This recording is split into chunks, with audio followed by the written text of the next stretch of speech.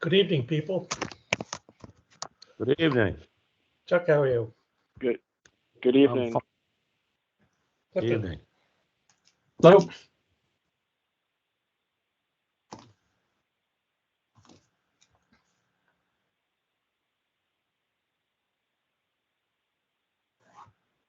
Let's see.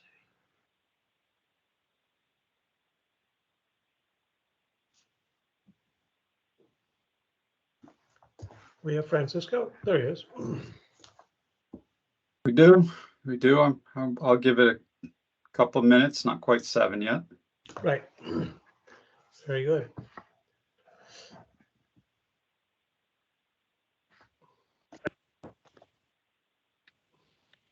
I think I'll turn my camera off, but I'll be here. Okay. Gotcha.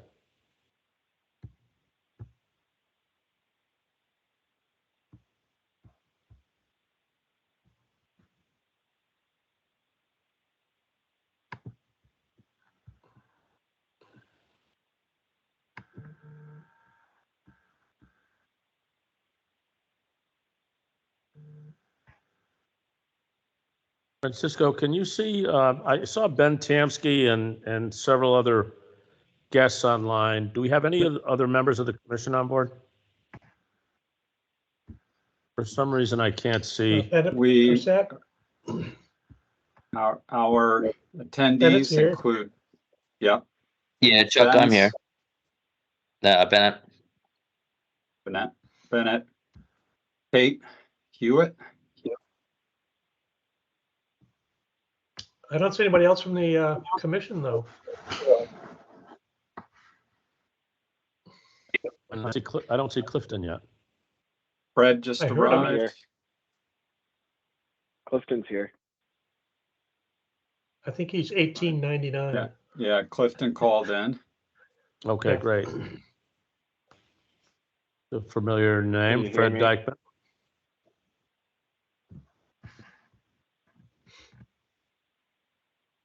Give it a couple more minutes just to see if we got anyone else from the commission.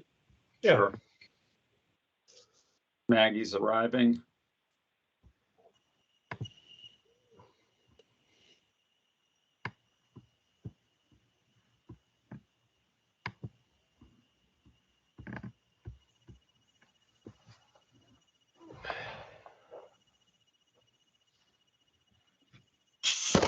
Oh, I just got a text from Ryan who will be 5 minutes late. Okay, Lynn is just entering.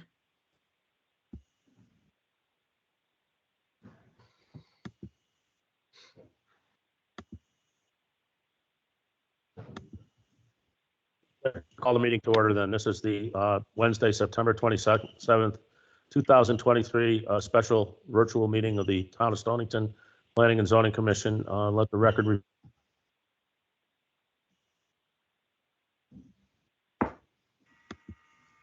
Chuck, you froze up on us. this meeting. Chuck. Oh, can you hear me now? Yeah, we can hear you now, although it looks like your audio and video aren't synced. Okay. Oh, okay, you're good. You're good. For now? Please continue. Okay, good. Okay, so just to repeat, meeting was called to order at 7:02 p.m. We do have an agenda for this evening's meeting. No land use applications will be discussed at this meeting. It's a special purpose meeting to discuss phase 2 scope of the zone.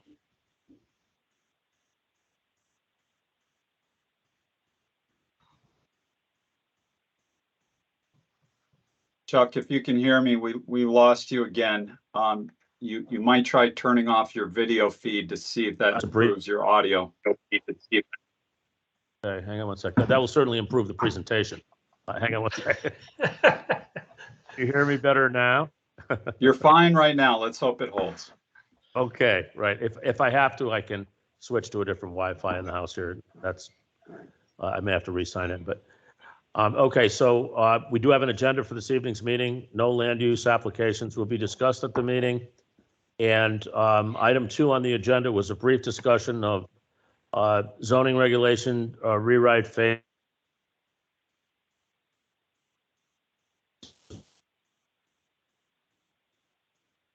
And Chuck, you dropped out once again.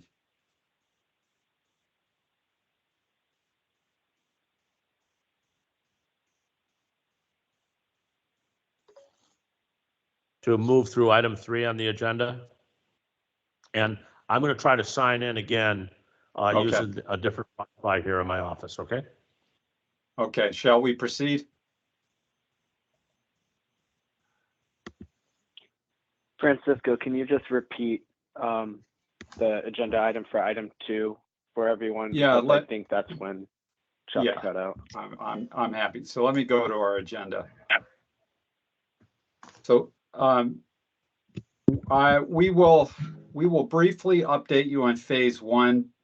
Please note, we do have an open public hearing. The public hearing was continued from last week. And this meeting does not have a public hearing component. So we will not discuss anything specific to the phase 1 rewrite this evening. I will simply provide you with an update of where we are at and in the process, and we'll leave it at that.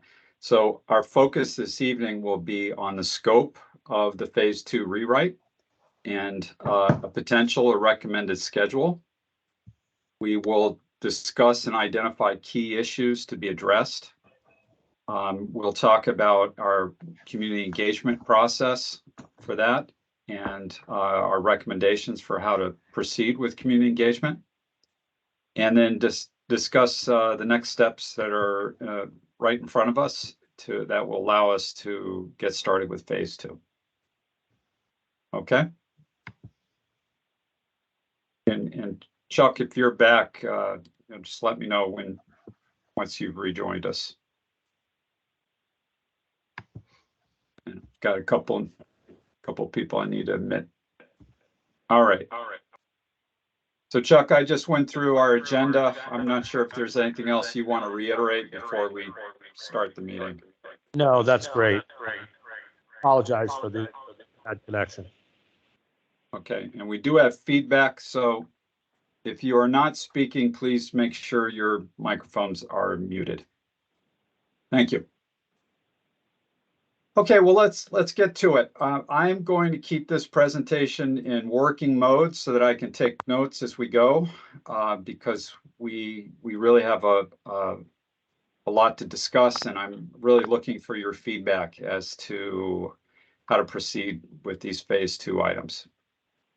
First of all, our public hearing, as I believe you are all aware, we continued the public hearing from last week. We did not vote to adopt the phase 1 revisions for a couple reasons.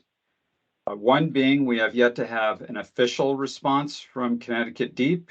We are required to, with any zoning amendments, to share those with Deep for their feedback. They are not compelled to provide us with feedback, but we would like to have some sort of official response.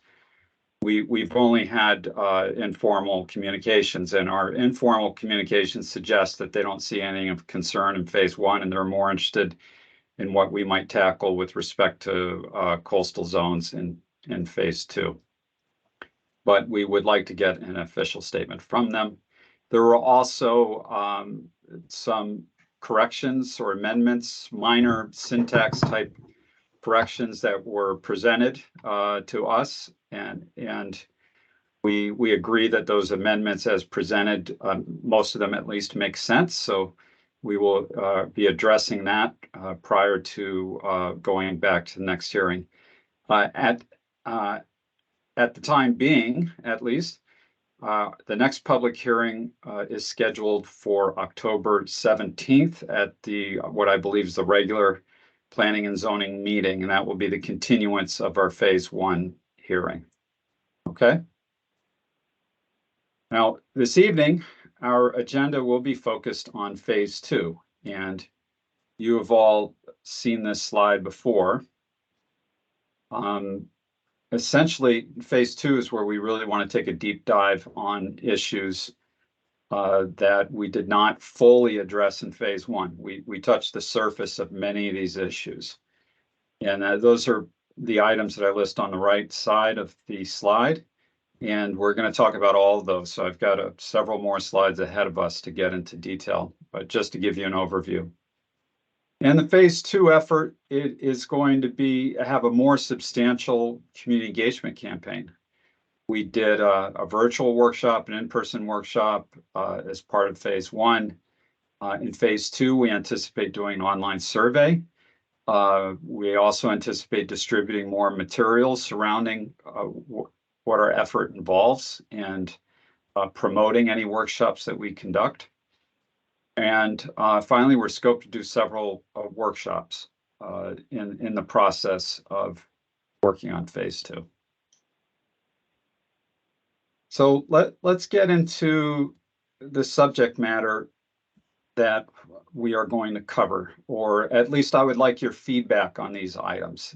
This is what is in our scope to address.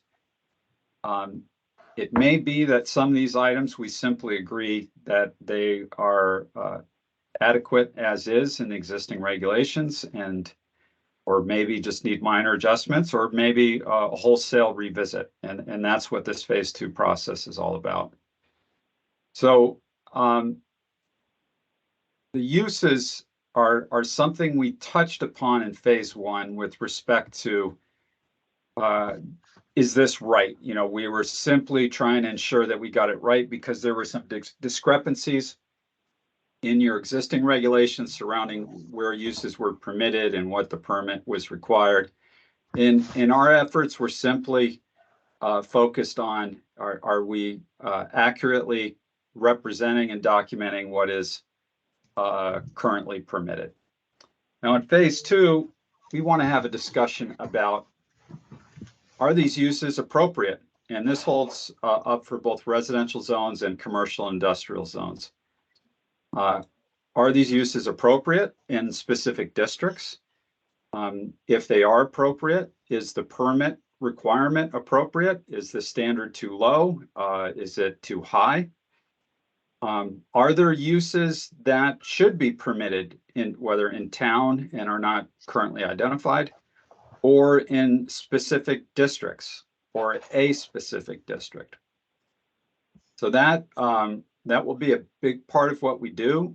And we will do that for both the residential zones, which is the screenshot that I show here, and your commercial industrial zones. And in addition to that, some of the overlay zones as appropriate. Okay, and I'll take a little pause here, and I'll give you all an opportunity to provide any comment or ask any questions. I have a quick question. Excuse me, Francisco. Yes. Is Gary Belkey's having trouble joining the meeting? Is he in your waiting room? Let me check. I've admitted everyone that has joined. He's being told the meeting hasn't started. It sounds very likely that he may have an incorrect link. Yeah, so I just sent him the new one. Good. Very this good. week's. Okay. Okay. Sorry about that. I'll look for his request to Ryan, join. Sorry, the computer was giving me some problems, but that resolved. Okay. Hi, Ryan. Yeah, we got you, Ryan. Thank you. Okay. Very well. And anything else along the lines of uses that you have comments about, questions? Okay, let me ask you this. Special use permit, Maggie. Yeah, let me ask you this. How much work, and let's try to do this for each one of these topic areas. Yeah, And I see he's trying to join now. I'm going to let him in. great.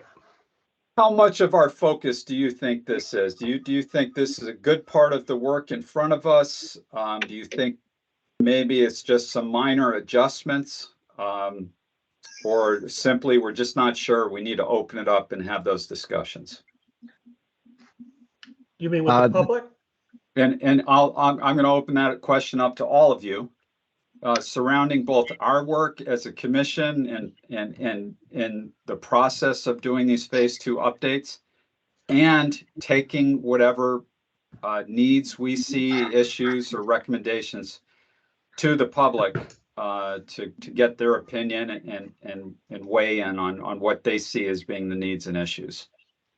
Hey, this is Andy. Sorry, I joined the meeting a few minutes late, but I would think that the uses would be one of the main focuses of phase 2. And maybe, having a public workshop just dedicated to kind of feeling out what the town wants and needs in terms of uses would be great. Maybe everyone is happy with it, but maybe not, and it certainly seems like a good chance to review it. Okay. Thank you, Andy. Yeah, this is Ryan, and I would agree with Andy. I think it is something that would be good to, to bring before a public hearing and get the public's input is, maybe prioritizing what we want to look at and how to approach it. This is Chuck. I agree with Ryan and Andy. I think the public's input into uses is very important and early on. And I also think a comprehensive review of everything is Right. important. I don't think we should, cherry pick this. I think we should look at everything. Yeah, agreed. So this is Lynn. Hi, Lynn. Hi. I think, if we were going to have this discussion and bring it to the public, which I do think is a good idea, I also think that, we've talked about changing some of the zones, maybe eliminating zones. And I think it has to go hand in hand with this discussion. Because the two are definitely intertwined depending upon what path we take. And if we were to do that, I think we need to be very clear on where in today's world all the zones lay in Stonington. Sure. I don't think many people have that memorized. But I do think it has to go hand in hand with any use discussion. Okay. Thank you, Lynn. Francisco, this is Clifton. Yes, Clifton. From the staff perspective, I think obviously I agree with everyone on the commission that we need to discuss the uses. I also think the permit types are going to be a key part of this discussion, because the permit types that we currently have and the multitude of uses creates significant backlogs or difficulties from a staffing perspective to process all these applications. So either consolidating the uses themselves and or changing the application or permit types will definitely help from a staff perspective. So I think we should consider both of those elements together. And Clifton, is it primarily the special use permits that create a majority of the work? Yeah, definitely that. But, when we start getting into things that, fall under admin review as well, I mean, we are using a significant amount of staff time to process applications that are more or less reviewed on a consent agenda basis by the commission. So Okay. it really is all permit types Okay. that need to be reviewed.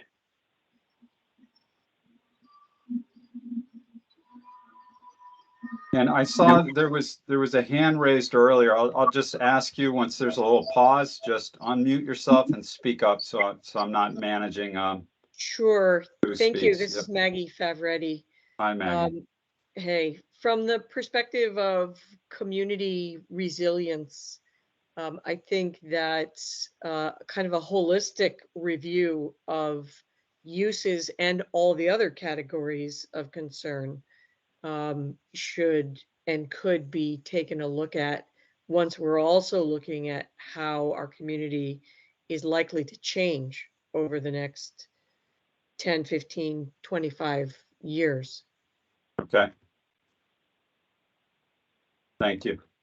Yeah, I mean, And I'm can just you- thinking of areas that are going to be, Yeah. much more frequently flooded, and Yeah, that's what I was going to what ask you, what you what we meant by that do change. about what we do about our sewage systems and stormwater runoff and so on. Once we Okay. have also conversations about those issues, I think that uses may also need to be viewed through the lens of coastal resilience as well. Okay, thank you.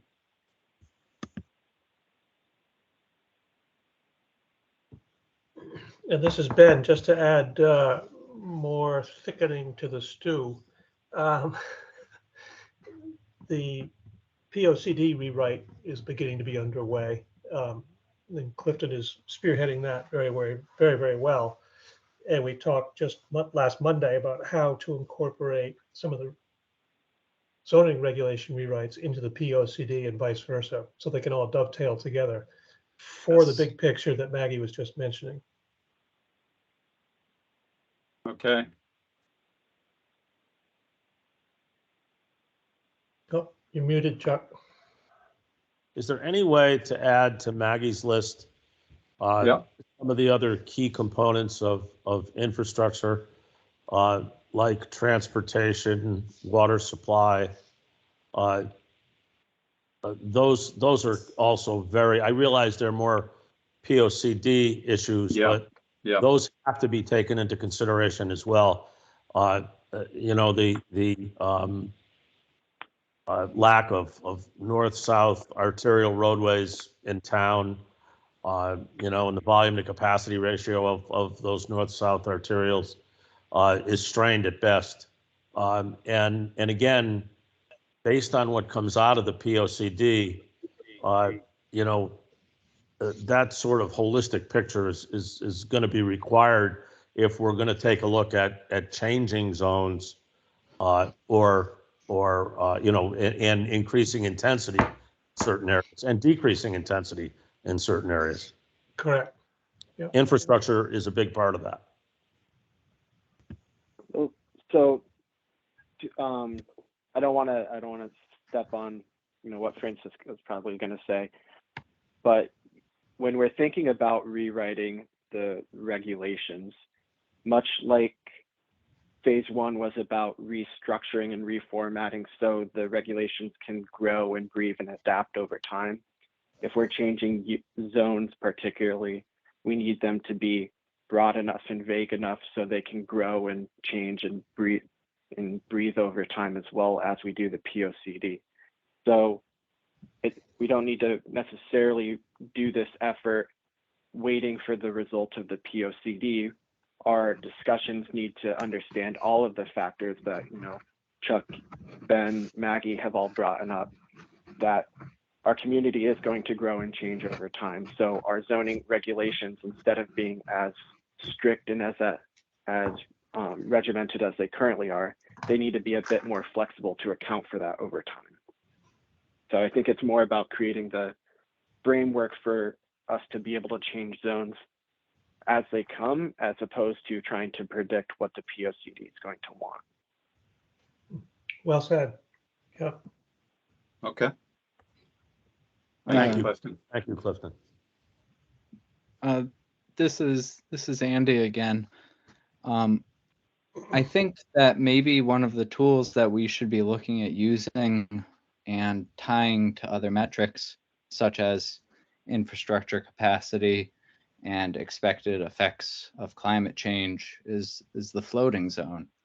A floating Mhm. zone tied to those sorts of information could be a great way for the town to adapt and take into account a lot of things that even within a zone can vary. So that could be a good tool for us.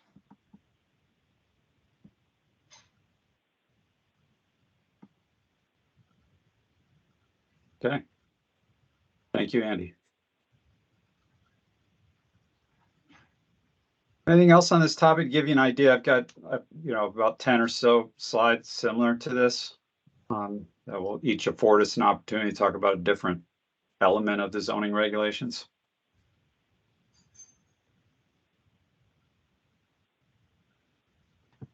I'd say keep moving? Yeah, I'd say Keep keep going. moving. Yeah. All right.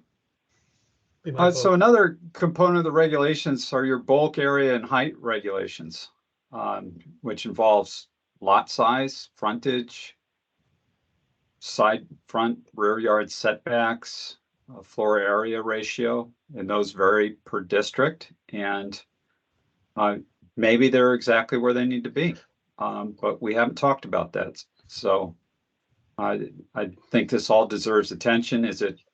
Are the numbers rational? Do they render a lot of properties unconforming or non-conforming? Are they appropriate? Are the numbers where they need to be? And I think it's all worthy of discussion and exploration. Yeah, I'd agree with that. That makes sense because, you know, I don't know what calculations or formulas were used originally to derive these sizes, but I think we should revisit them for sure. I think we need to take a look at how restrictive they might be, particularly as it relates in residential zones to accessory dwelling units, and whether accessory dwelling units may trigger certain exceptions to the rules for a primary residence. And since that's probably one of the main ways we are going to increase density, is to relax our regulations as it relates to accessory dwellings. And I know setbacks, particularly side yards and rear yards, are very restrictive. And this is Ben, one point that was brought up in the POCD, which I thought was very valid, is if one is building in a flood zone, you're restricted by the town by maximum height, but you're required to be by FEMA at so high above Right. the water Right. height. So that may have to be looked at per zone. I don't know. Just throwing it out there for discussion. Okay, thank you. Francisco, this is Clifton again. I'm just going to say my name since my face isn't showing. One of the things I'd like to explore as part of this is moving to more flexible form-based code style bulk requirements, which are based more off percentages and ratios rather than hard and fast numbers. You know, the example I like to use is the difference between 95 and 100 feet of frontage is barely noticeable to the naked eye. So our rules and regulations shouldn't reflect that. This falls more into what Ben was saying about, you know, height requirements and flood changes and the, you know, base elevations that we have to build to.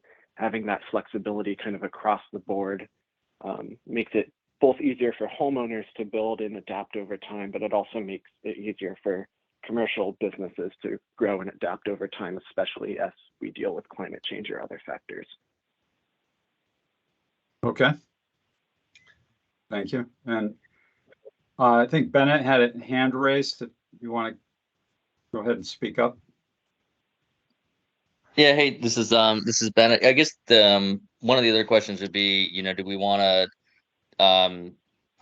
with the restrictive of the you know, our dimensions on things, is it to try to keep with the community as, you know, the houses next door, or is it to try to improve the area for you know, are we trying to get things up to flood code and that but or trying to you know, allow, if there's a one house next to it, are you allowing a similar house to be built next to that, or do you want them to be changed just for the, you know, new codes? You know, I think it may be all of the above. You know, we'll need to strike a balance between protecting the consistency of development in neighborhoods so that if something new is being built or rebuilt, it isn't radically different from what's around it. At the same time, and this is more specific to your coastal zone and flood zones, we have to allow for properties to conform with what's required by FEMA or any other flood zone type requirement. And right now, I would imagine that would be handled on a kind of a case by case basis, potentially through a variance. But we want to have a more structured mechanism for allowing development or redevelopment to occur, and ensure that we're prescribing something that's going to strike that balance. Yeah, sure. And I guess the other thing is, I don't know if it's something that Clifton could check, but I'm sure in the densely populated areas like the Stonington Borough, I presume that most of the stuff is non-conforming compared to minimum setbacks and all of that stuff. So I don't know if there's a way to kind of take an average of what things are currently, and then try to find a ratio of what we're going with for looking in the future. And that kind of goes towards a form-based code anyways, is building your dimensions based off the ratios of the existing structures. So it would kind of fall down that path regardless, which I think is, would meet the community's general objectives, as well as, being able to be resilient for future growth and development. I agree, Clifton, and it wouldn't be sending people the variance route so frequently. And as you know, the only basis to grant a variance is hardship, and very few variances really have true hardship related to the land. Most of them are simply as much as we can avoid variances, the better, I would say. Agreed. And the form-based just code, because that does that. Yeah.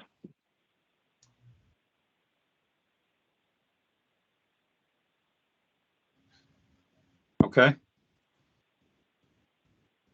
Any other comments or questions? Yeah, this is Gary. I'm not sure if this is possible or not, but say something like this. These, regulations, rules were put into effect for a reason. Mm-hmm. Are we able to like define that reason and then say, hey, now that reason still exists or that reason's changed, so these regulations should change? I don't know if that's possible, but yeah, you make a very important part. I think that's an essential component of the communication that we have with the public, is making sure they understand the purpose, the original purpose of the zoning regulations, and the authority that and responsibility that the town has to manage growth and land use. And it's really about the responsible development and sustainable development of land for the purpose of, well-being of the community and protecting residents and properties. And that remains relevant today, although today we face some different conditions than were faced or recognized in 1961. And that really compels us to potentially take a different approach to regulating land use. So I think that has to be part of our messaging and our communication.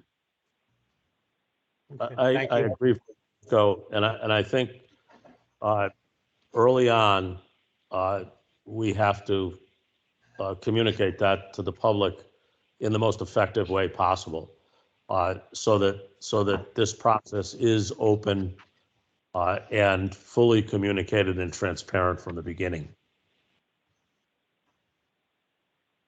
Okay, thank you, Chuck. It might actually be good to engage these focus groups in some design and planning. So here are our responsibilities. Here are the challenges that we're facing with climate change and other changes. Let's solve this together. So, what makes sense to all of you in the room, so that the solutions that emerge are co-owned, they're shared solutions. And then suddenly people in these focus groups become advocates for the new regulations and the new plan. And so that's one possible approach to community engagement that might bring a lot of people in who might otherwise have a more confrontational stance. Because when it's all done and then it's presented for feedback, then people immediately want to attack it. So it seems like there needs to be not only transparency but direct involvement with the community. And the one other thing that I put in the chat, but of course I know this is on everyone's mind because it's come up between the lines several times already, and that is that maybe we should be looking very critically at development in flood zones and thinking of Absolutely. ways of incentivizing moving away from water and wetlands, and thinking about how we can be the, what do I want to say? Think about development as restorative rather than sustainable. Sustainable would be great, but we could probably go even further and make sure that, we are replenishing energy and soils and filtering water and so on. And there are standards for that too, and we could become the regenerative design and building workforce training hub. And there's all kinds of ways that we could bring in investments in a type of development that is actually going to make us more resilient and improve our land and water relationship. I think the suggestion that we engage focus groups early in the design of the process is a very good one. And I've had great success on other projects similar to this with the early engagement of key stakeholders in focus groups. And I agree, it helps with buy-in and in building the team to push this forward. So I think we should think about early engagement of focus groups and using them to help design the process. And when we wrote the contract with FHI specifically for this, that was the original intent of this phase 2. And I think, what Francisco is going to outline with the focus groups or the subject matter sessions is exactly with that point in mind, is to engage the public specifically on issue by issue rather than let's just talk about the zoning regs as a whole. So I think that's the intent of the contract and kind of why we built it into this 2-phase process. Right. That's absolutely right. And they're intended to be more of a workshop type meeting rather than just simply a presentation. And do you have a survey go out first to find out what? Yes. Yeah. Yes. Good. Good. And I'll get into that. Okay. Yes. Sorry. Yeah. No, it's And fine. we'll- It's fine. This is Andy. I just wanted to ask how frequent these workshops will be and if they'll be held in our usual meeting location. Just for familiarity's sake, so that Yep. people feel like we're sticking to a regular schedule that they Yep. can anticipate and show up to. I think keeping things as normal as possible through the process will be helpful. So Andy, I'll have an answer for you in about 10 slides.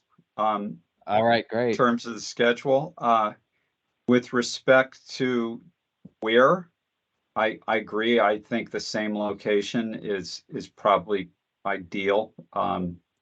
That way, people don't get confused along the way. We don't kind of lose people. And I think the meeting room at the Board of Education building was a great room. So if that could be a place that we met regularly or something similar, I think that would be very effective. The sooner we book it, the better. Okay. Loud and clear. So I say move on. Okay, let's keep going then. Housing. So we talked a little bit about residential districts, and we talked a little bit about uses, but I think we all can appreciate the fact that a focus on housing, the types of housing that you allow, and what your zoning does and does not allow is a very important discussion to be had, particularly in light of your affordable housing plan and housing needs throughout the state and really throughout the country for that matter. We know that there is, I'm not sure if you're all familiar with this term, it's missing middle housing. And that's the stuff in between a single family house and a big apartment building. And it takes a lot of different forms, whether it's a townhouse or a duplex or a small apartment building or mixed use, whatever it may be.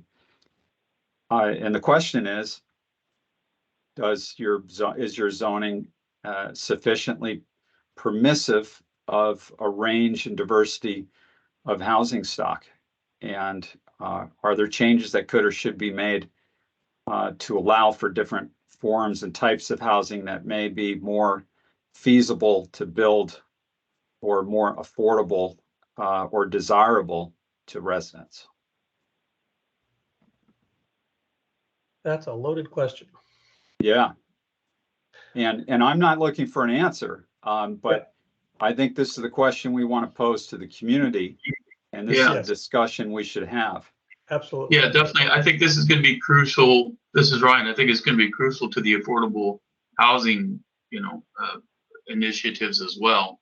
I had never actually heard this term before, but I think it's something that we should bring up and, get some weigh in from the public and see how our regulations might be able to help kind of work with that affordable housing initiative by being more permissive, perhaps. Agreed. Some of the uses. This is going to be tied to infrastructure, as most of these more intense forms of development require sewer and water. So there, a lot of these issues are multifaceted. I think we also have a housing task force in town, and I think we should seek their input as well on this matter. Yeah, one thing I would like to say alongside this housing discussion, I think it's going to need a good amount of education as well as discussion. There's a lot of misinterpretations of affordable housing versus 830G, them actually not being technically the same thing, yet they're members of the community that potentially do think they're the same thing or have negative lights of them. Same with missing middle, same with things like incremental development and infill development. So I think as much as, the housing discussion needs to be had as a whole, there also needs to be a very significant educational aspect. So we're all on the same page and talking about the same stuff. Well Yeah, said. I agree. Very good point.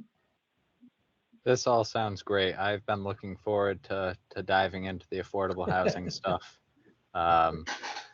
Let's go. And for much of what we're discussing this evening, there's a significant role for these discussions, education and outreach within your POCD update process as well. Absolutely. Yeah, I think this is also tied to another hot button issue, and that is how existing housing is being used, whether or not it's lived in, whether it's short-term or long-term rental, and so on. Okay, thank you.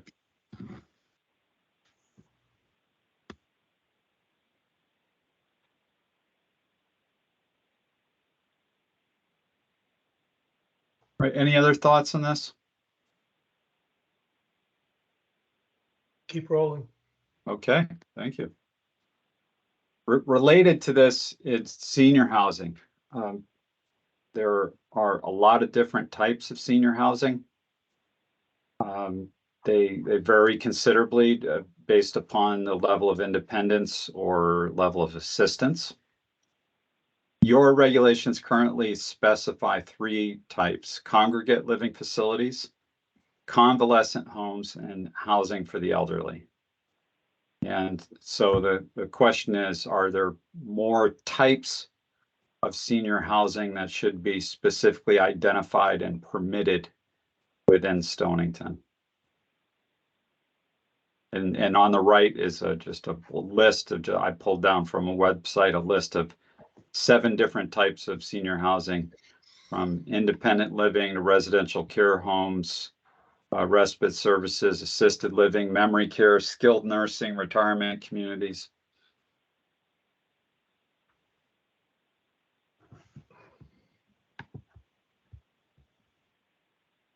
Anyone have any thoughts on this specifically? This is Clifton again. Sometimes I wonder if senior housing should be treated so separately from regular housing, putting it under this medical themed bubble where Right.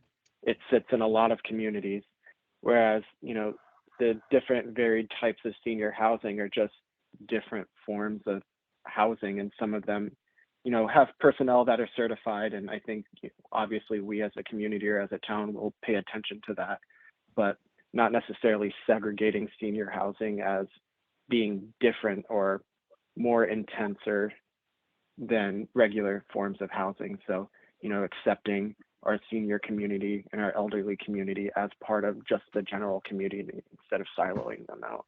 Why they need Yeah, that label. I agree. label That's very attached. well said. Yeah. I agree But with yes, we need to talk about it. I agree with Yes, that. we do. Yeah. I think there, I agree. there are some Sorry, unique aspects to senior housing, that I think have to be treated carefully. Accessibility issues, probably relaxed parking standards, a variety of other accessibility issues as well. But I think that's a very good point, Clifton. And if we could handle it within the broader picture, I think it's better than segregating it as senior housing. I think it's a dated term. I agree, Chuck. I think it would be great to involve some of the people who take care of the senior housing that already exists in Stonington. I remember some of them came to speak about, affordable housing when we were considering some other issues about it, and they have a lot of insight on this one that True. would be valuable for us. Would that be the housing authority? Yeah. Yeah, I believe Yeah. I'm not sure what the position, but one of the managers of that came to speak, and They did. Remember that. she seemed very sharp.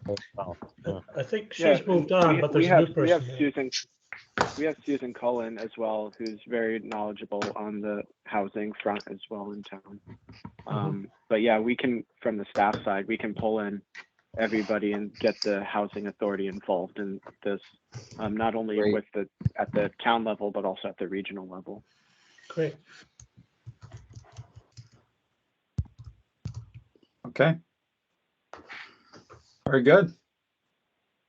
All right, let's shift gears a little bit and talk about your environmental regulations, of which we have many different types. We have aquifer protection areas, inland wetland regs, of course, and some of your zoning districts tied to those resources, floodplains, your coastal zones. And one of the things we want to do with these is just do a full review to ensure that everything is up to date and compliant with both state and federal environmental standards. We're not aware of any issues. None were raised in phase 1 or identified by Keith when he was. And also subscribe to my. Excuse me? Rick, you're speaking. Okay, maybe Rick was not trying to interject. So we want to review all these and open it up to discussion, ensure that everything's fully compliant, and also do the regulations adequately protect these resources as well. Can they be better written or organized? Are there amendments needed? Is there excessive procedural burden? Can anything be improved with respect to process without getting rid of regulations that are required or beneficial? So I think we want to open all this up and get under the hood. This has been, as Clifton mentioned, about having, our inland wetlands, floodplains, aquifers, and coastal zones are going to change in the next 10 years. Right. Yeah. So that's going to be a tricky one to how to, we have to, as Clifton was saying, be a little bit vague, but base it on something that I'm not articulate enough to know how do we base it 10 years out from now. Well, I think what's important is that the regulations are adequate to whatever areas that are proximate to resources, whether or not that's changing on the map. So let's separate the map from the regulation of those areas, wherever they may be. Okay. Yeah, and it really sometimes is as simple as saying, based on the most recent data from DEEP or NOAA or whoever, and just using that as a guidepost to say, when we get new floodplain maps once every 10 or so years, or 5 or so years, depending on what's getting updated, we're making sure that our regulations are flexible enough to adapt to that without citing a specific date. So sometimes it's just a language thing. Okay. I also think there's a difference between flexible, vague, and forward thinking. Mm-hmm. So I think we're going to have to think a little bit further in advance of compliance, because compliance gets us aligned right now. And I think we need to think a little further ahead than that. Good point. Okay. And there's good modeling out there, and we can, some of our focus group design lab kind of things can be tabletop exercises, and have people actually come in with 3-dimensional physical topographical models, and actually help people visualize what's happening now and what's happening 25 years from now, and what will happen in a hurricane. I think there are a lot of simulations that we could do in CAD to show those kinds of dynamic effects of those changes. Using the 3-dimensional models that we already have built in GIS and CAD to show the effects of different flood heights, and it will have a dynamic effect on the crowd, no question. Okay. Now, in terms of the scope of our work, we'll need to be able to access any modeling that's currently available. We don't have, while we have some expert, FHI Studio has some expertise in this area, we don't have scope or budget to conduct modeling. So I trust that there's some data and modeling that's available that we could simply pull into a presentation and have a discussion with the community about. Yeah, we can definitely find a middle ground between this scope for phase 2 as well as our POCD effort as well, because again, these are all going to overlap. So data we glean from one can go towards another. I don't want to overly scope the phase 2 aspect necessarily. We have a lot of ground to cover, both literally and figuratively. Okay, anything else on this item? I'm about to move on to a very related item, that being sustainability. Keep going, I guess. Okay. So sustainability, and this is a short list. I'm sure there's many other items we could put on this list that are related to sustainability. What are the opportunities and needs with respect to allowing or requiring sustainable or more sustainable development, both solar and alternative energy, stormwater management, landscaping and tree planting requirements, open space protection, and the list can go on. And here's a very specific example on the right. It's solar structures used to take advantage of an open space being a parking lot. With the regulations permit this, I believe this exceeds the height restriction currently. So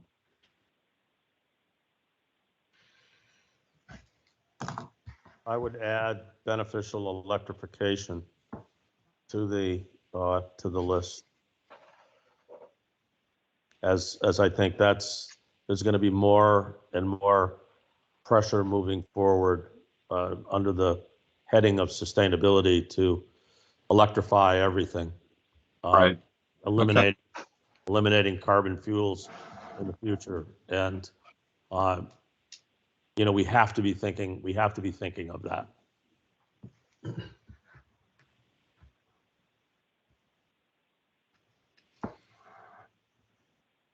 Okay. And anyone else?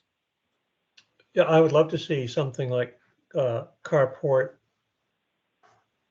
regulations eased up a bit to accommodate such as a example as you're showing.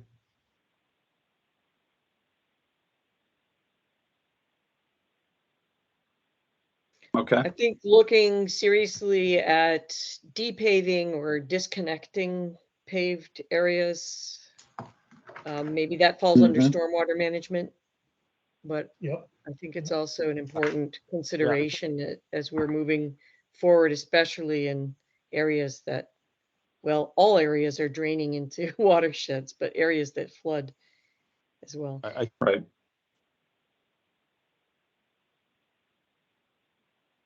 Which, unfortunately we don't use in Connecticut.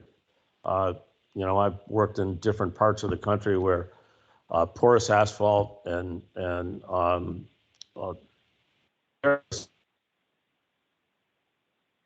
Chuck, you're breaking up on us a little. Okay, I'll leave it there, but I think all of those types of things are covered under stormwater management. Yeah, right.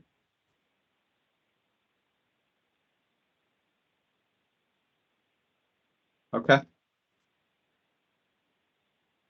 Good. Okay, well, let's continue. This is very specific, but I bring it up. It's related to another, site design in general. But this takes up a lot of page space within your regs, and we didn't. We kind of dove a little into it in phase one, and we decided that there's probably more than meets the eye here, and we should really push this off to phase two. There are 119 references to buffer in the regulations, and as I mentioned, they take up a lot of page space. I had put together this table just to get my head wrapped around what was required because it was really very confusing.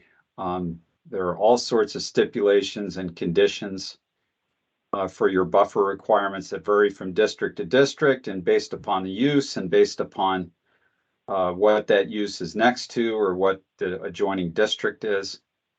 And so I put together a table, and this is just a snippet of that table to try to get my head wrapped around this. it's clear that buffering properties from one another is a priority in Stonington. And I think it's just a question of, are these standards, are they right? Some seem rather excessive. Should they be more consistent? Are there things that we shouldn't be worried about at all?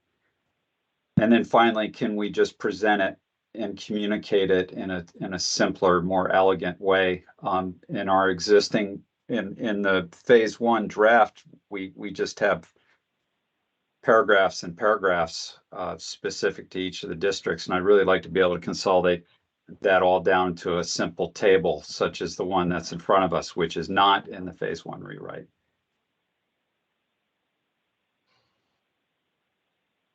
This is I know Ryan. Gary Yeah. made this. Oh, go ahead. Yeah, Ryan, you go first. Oh, sorry, I was just going to say, yeah, I think this kind of goes back to another one where we discussed, and I don't know how these calculations were arrived at. And, so I definitely think we need to review them, and we should be able to, when we update them, have a easy to read table that also explains how the calculations were determined, a rational sort Right. of, real world explanation. Here's why this number is this number versus any other number.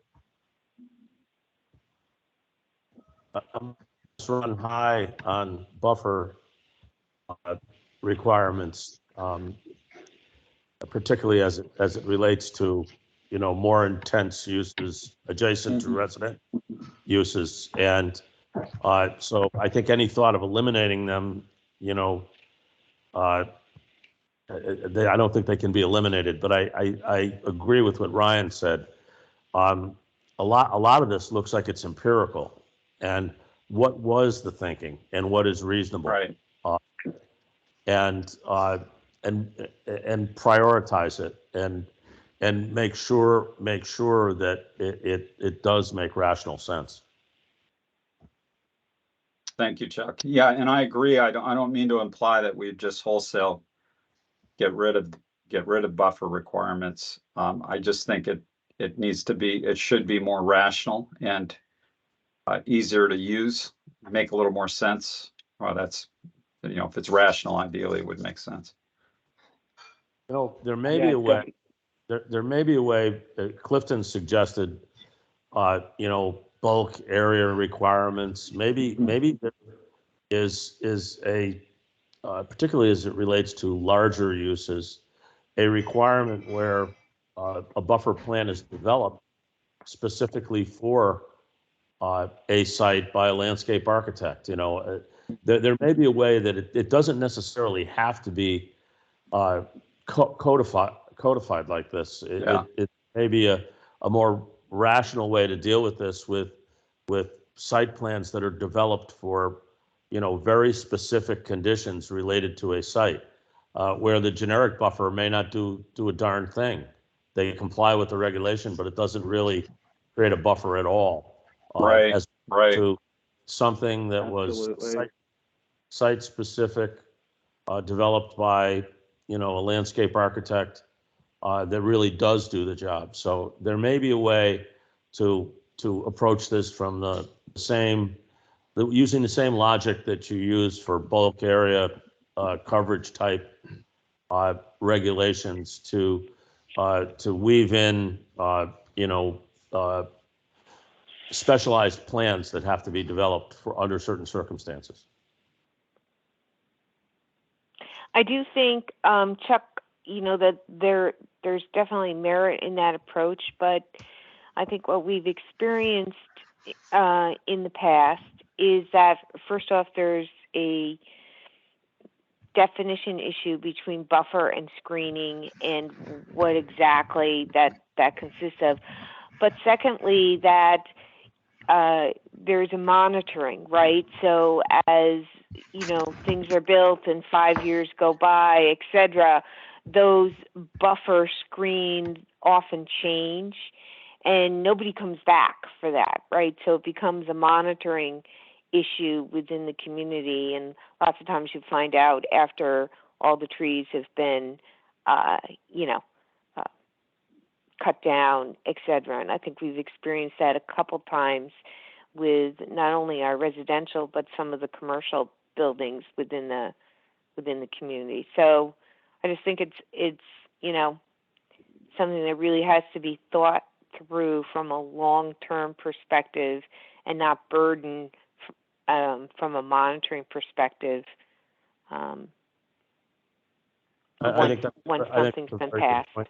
It's a very good point, Lynn, is to, first of all, that longevity of what's required should be taken into consideration.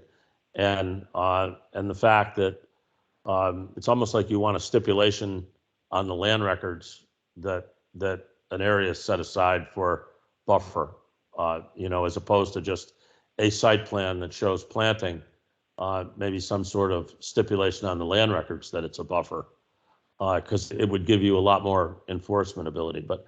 But I think I totally agree with what you said. Totally agree. At the end of the day, I think the main question we need to ask is, what is the purpose of this? Why are we buffering things from each other? And do they need to be buffered? If you're doing a commercial versus against a residential use, obviously, like, we all understand that those items need to be buffered, but commercial to commercial, probably not. Industrial to commercial, probably not. And so it's really about purpose. And then if we're buffering for, things like noise or sightliness, that's one thing. But if we're buffering for purposes of stormwater, drainability, resiliency, environment, if we're buffering for those reasons, those need to be spelled out in a different category than buffering for sightliness or for noise and things like that. And so redefining those terms, like Lynn was saying, between buffer and screening, and then identifying the purpose for why we're doing it, like Ryan and Gary have been saying before, is definitely going to lead us on a better path of, creating regulations that actually meet the goals and objectives we're trying to. Well said. Thank you, Clifton. I was going to try to say something like that, but that was much better. That's why it's the Do town. we want to have a look at?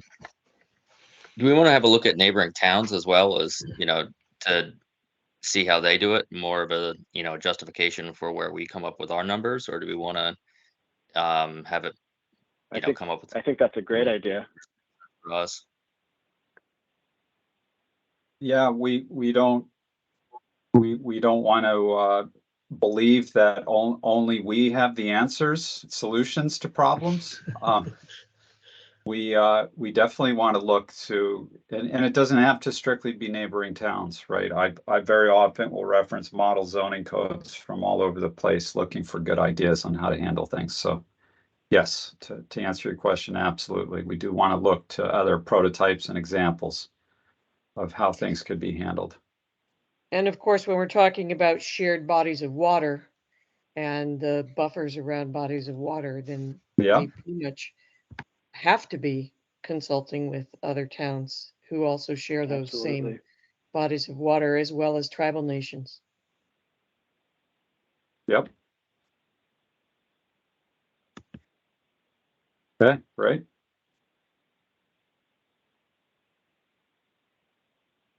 All right, thank you. Well, let's talk about signs. So your sign regulations, we acknowledged the fact they needed to be updated, and we decided that this was definitely should be a phase 2 effort. The general approach that we are moving with sign regulations based upon case law, and mostly at the Supreme Court level, is to take what's called a content neutral approach. That means that you are agnostic about what the sign says and the purpose of the sign. And that is because of free speech issues or cases that were basically upheld by the courts, or where it was found in favor of the person with the sign. And strictly concern ourselves with the authority granted to us by the state of Connecticut, which is to regulate the size of the sign, the number of the signs, the location of signs, how signs are constructed, and all from the concern for safety and of the community, well-being of the community. So we should concern ourselves mostly with signs as a built form and less about the purpose of the sign, which means we would not identify something like a realtor sign. The way we would address something like that would be a temporary sign in a residential district. And you'd lay out how big it could be and where it can be and how long it could be out. And you would treat a realtor sign the same as you treat any other sign someone sticks in their front yard, a contractor sign, etc. So that is a content neutral approach. I've worked with another community on this. It took a little while for people to get their heads wrapped around it, but in the end, I think what they discovered was, okay, so this is pretty much exactly what we allow now. We're just calling things a little different, right? So it doesn't have to be revolutionary, but we could afford ourselves an opportunity to take a look at how big signs are allowed to be, and where they can be on a structure, and how many you can have, and how much total sign area, and how could or should that be varied based upon districts or based upon the location of a building, based upon the type of street that it's on. We could get further into sign lighting, and that is primarily from the perspective of safety, nuisance, etc. And we could take a look at your sign permits. Are the permits required appropriate? Is it too permissive, too stringent, etc. So that's everything that we have and potentially have in front of us with respect to signs. And love to hear what you think. I think that, I'd like to know how we arrived at the requirements we have and how they stack up to, what is contemporary. And if there's anything that expresses standards on a subject like this, I'd like to see a comparison. Okay.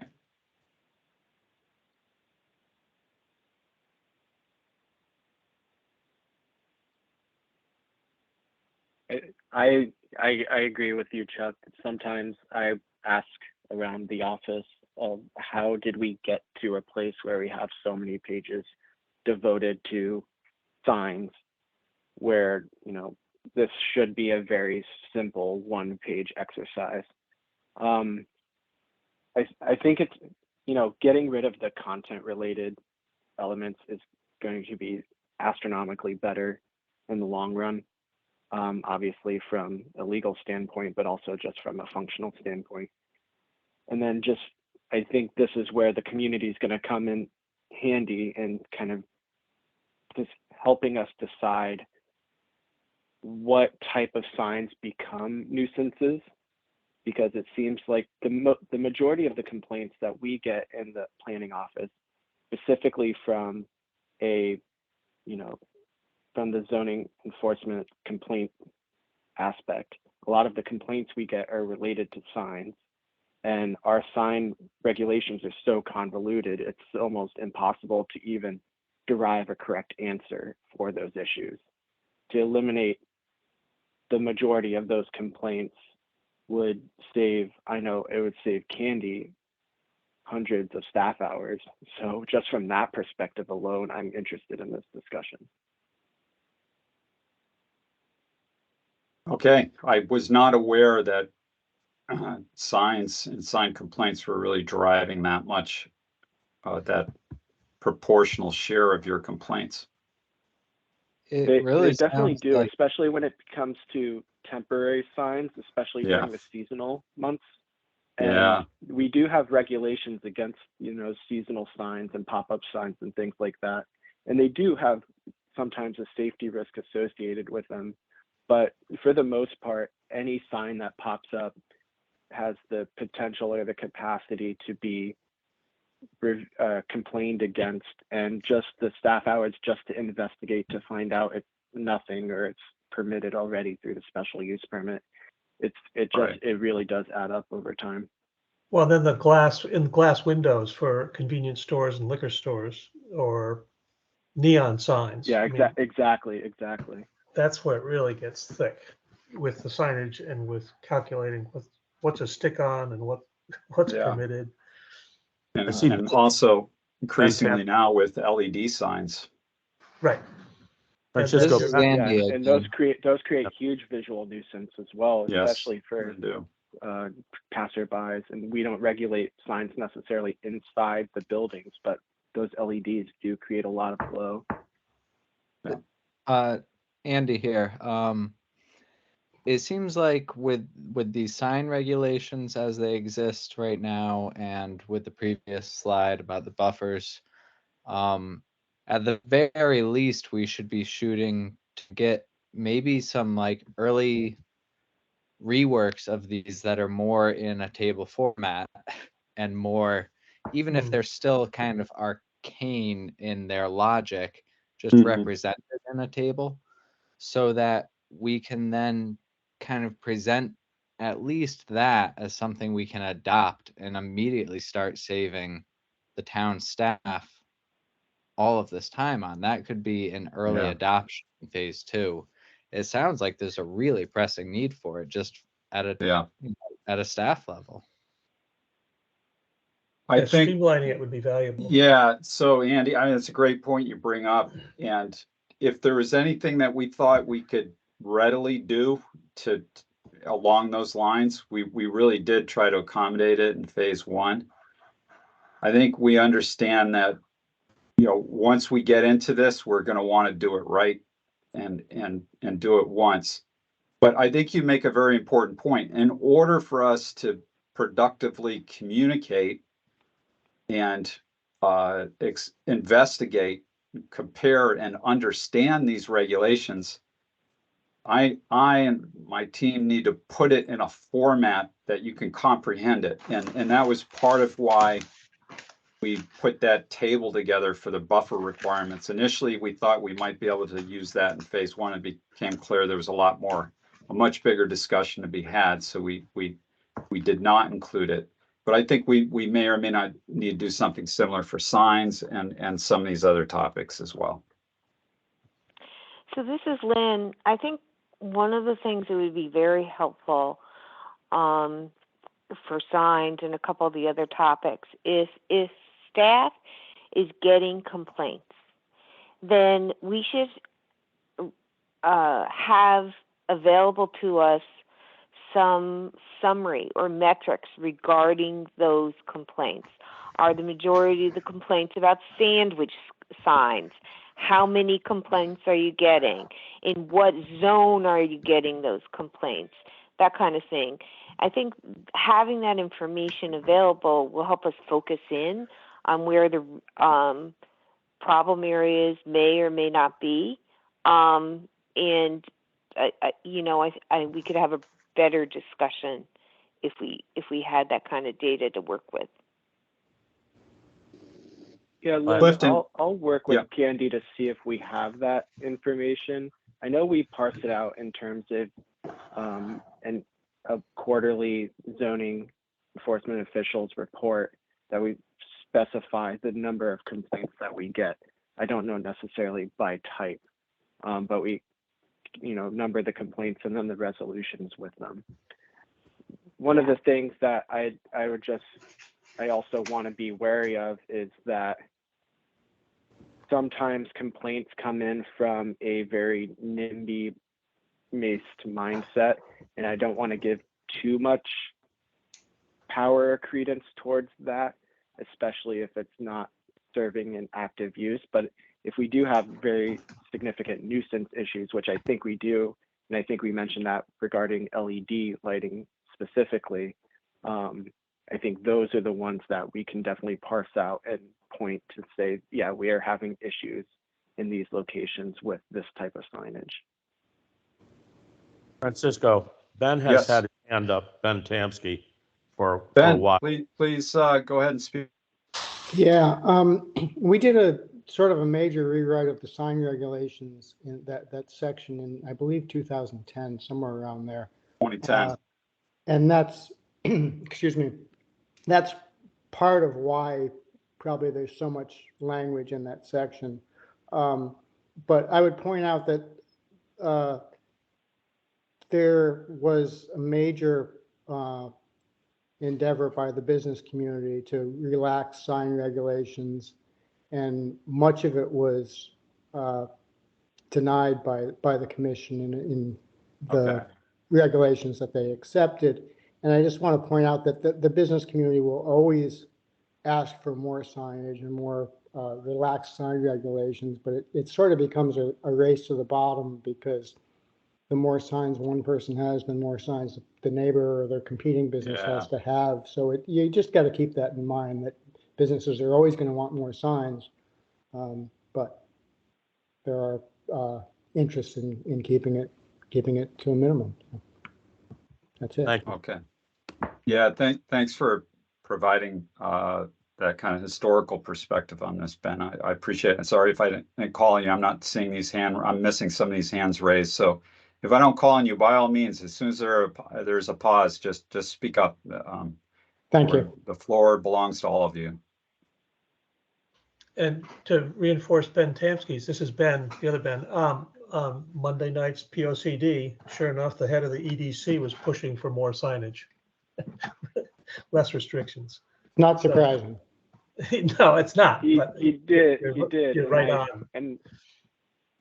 And definitely this would be a case where the Economic Development Commission is going to be a very important part of this discussion. You know, to give at least a converse opinion to probably why we have most of the regulations in the first place. Right. So it's going to have to be a balance. Yeah. Absolutely. I also want to point out that, you know, since the regulations were originally written, technology has come into play, and using a sign primarily for, well, I didn't know where it was. I was looking for it. You know, people use GPSs. You know, they have this. So, you know, the rationale behind signs and the reasoning for signs has definitely changed in years. So, you know, it's something to keep in mind. Okay. Thank you, Lynn.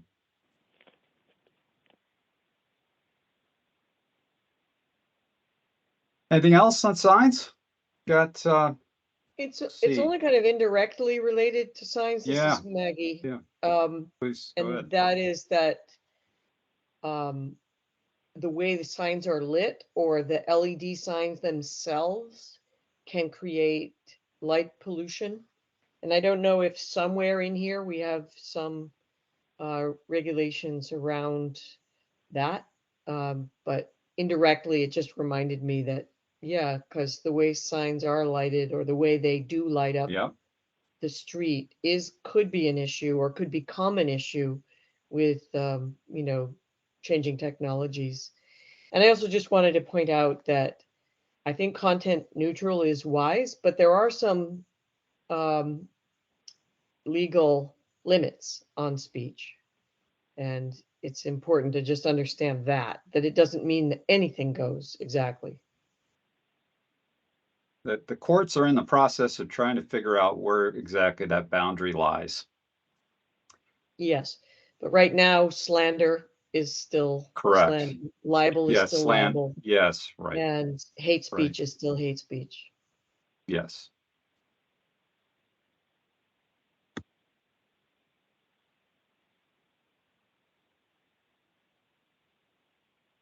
Okay. I have a couple more items. Parking. All right. So I have a lot of questions to be explored, and this is just a point of departure for us. Do the parking requirements require too much or too little parking for specific uses? Are there requirements lacking for specific uses? Meaning, you have no idea how much parking you should require because it's simply not identified for a particular use, or it's just too vague to interpret what is actually required. You have a really interesting tool in the toolbox, that being the Downtown Pawcatuck Overlay District, which is created just to develop a unique set of parking standards for a very small geographic area that spans a couple different zoning districts. You know, is there really a much simpler way to administer this? And if there is, we'd certainly like to entertain that. Are your parking lot design and landscaping standards appropriate, or adequately addressing MS4 permit needs and stormwater runoff minimization and water quality and all the other sustainability concerns? Are your shared use, and this is my last one, are your shared use and offsite parking regulations effective? All right. With that said, I think someone was just trying to get a word in, so please go ahead.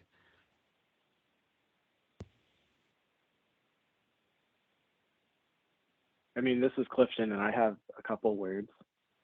You know, one of the things that parking has been a massive discussion around town, and I think everyone in this group or on this call now and in our community will say that parking is going to be a very hot and heated discussion, especially when we talk about it in a zoning lens. I will say that our current regulations do create extreme difficulty, and the business community has reflected this in creating positive economic outputs in town, is that our parking regulations become too restrictive from that end. But we also see sometimes a dearth of parking in highly populated or highly transited areas.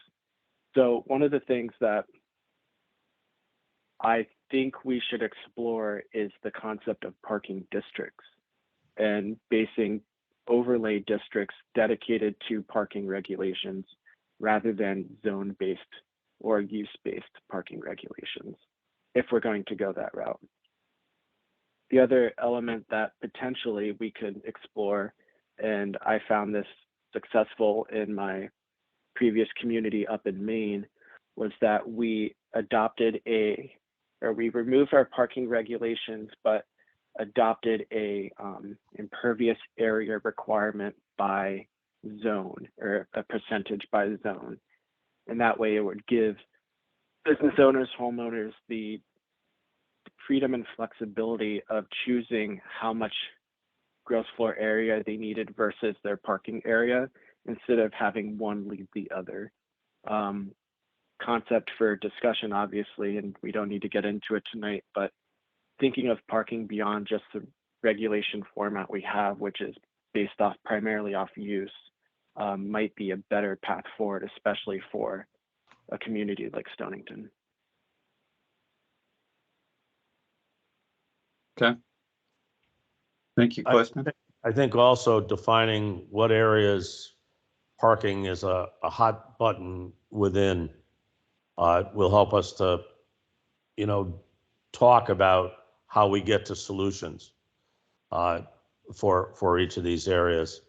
I don't see how you could have a reasonable discussion of this without somehow dealing with the geographic areas where this issue is acute.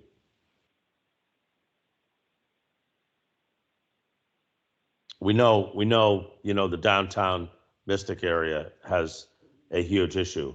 People compensate for that by using Uber and a variety of other, forms of transit. Mm-hmm. Bicycles, motor scooters.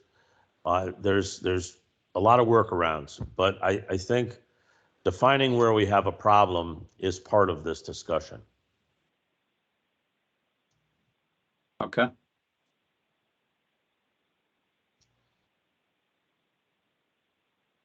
Thank you, Chuck. And again, the the townwide survey would really tell us where the public is upset and maybe how to come up with new ideas, such as Clifton was presenting. Right. Yeah, I liked what Clifton talked about, that main concept, where you deal with impervious coverage. Yeah, I I like that. I think that's very interesting to explore. Agreed.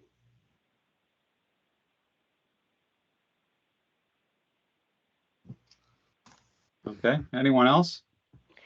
This is Lynn. I'd also like to have a discussion around parking lots, and light pollution. And what type of lighting is required, how much of it is required, and, perhaps look at more definitions around the type of lighting that should be used in parking lots. Okay.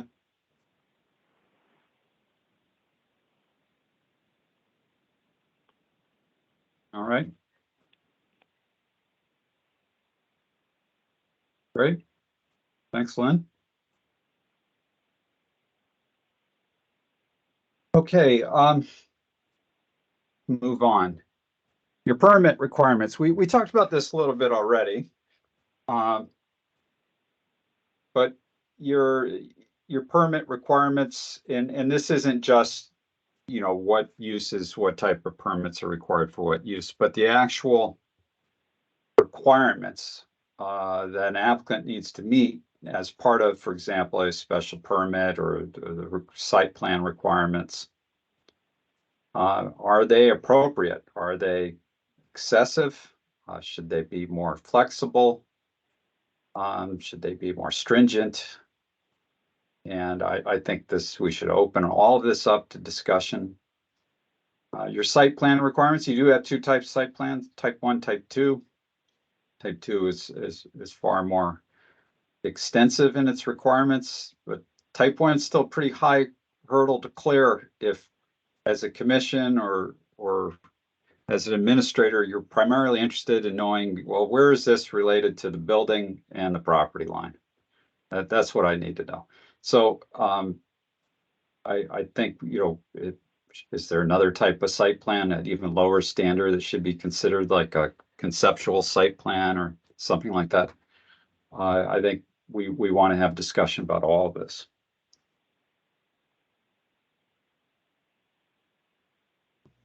I would hope so.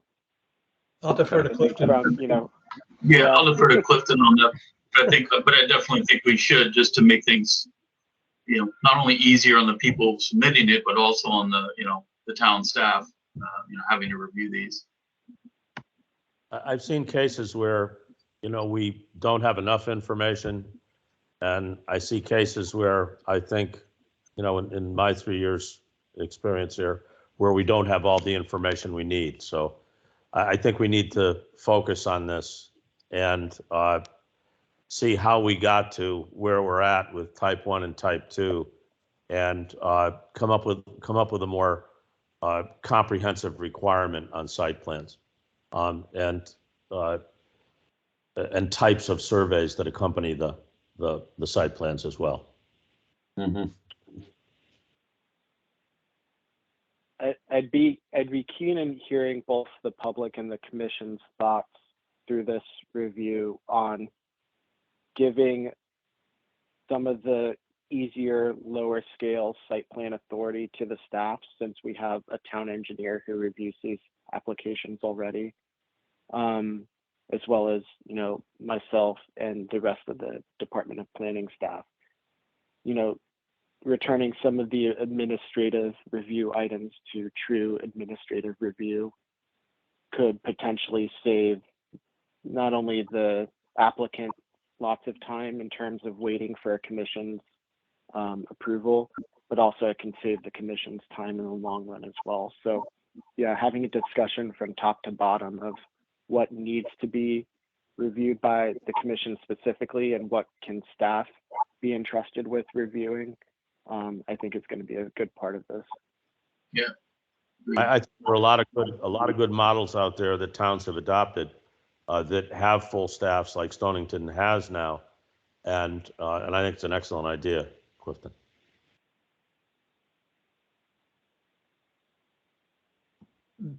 This would tie into the uses that we were talking about right in the beginning as well, right? As we consider where special use permits are required, you know, that the two of them are completely interrelated.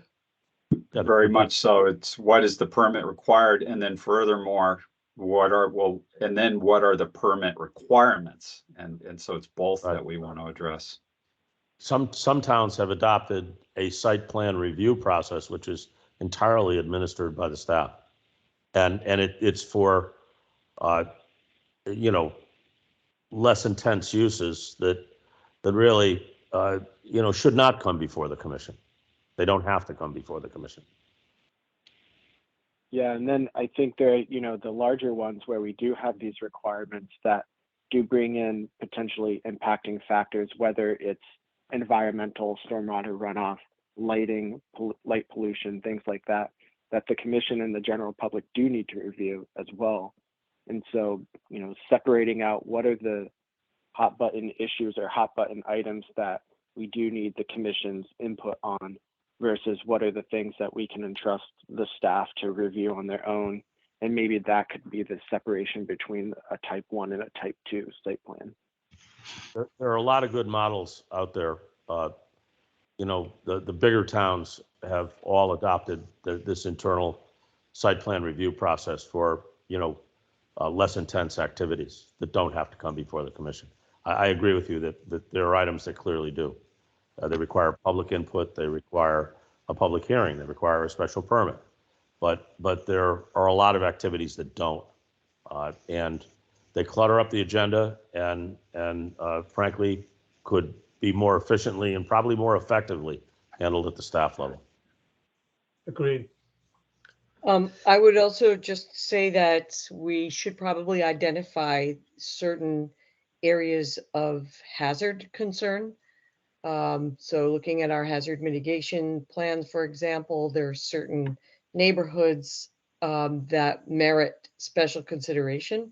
So is there some trigger for what might be ordinarily just something that the staff could take a look at that would trigger a closer look because of where it is or what's being proposed in a highly sensitive area?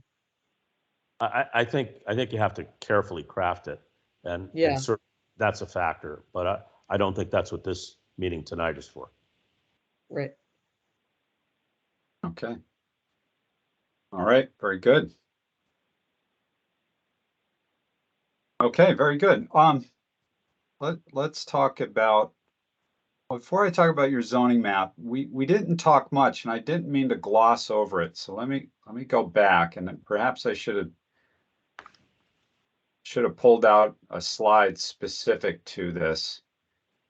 Your commercial industrial zones. I did mean to address that when we talked about uses. I had a residential example here, so I want to make sure we talk about your commercial industrial zones and your zoning as related to economic development, to types of businesses and enterprises that are in town now that have been proposed but may not be explicitly permitted. I know that data centers has come up in discussion in the past. Let's talk very briefly about your business and industrial zones and any pressures that you're feeling and how this phase 2 effort might be able to address any needs that you have related to that.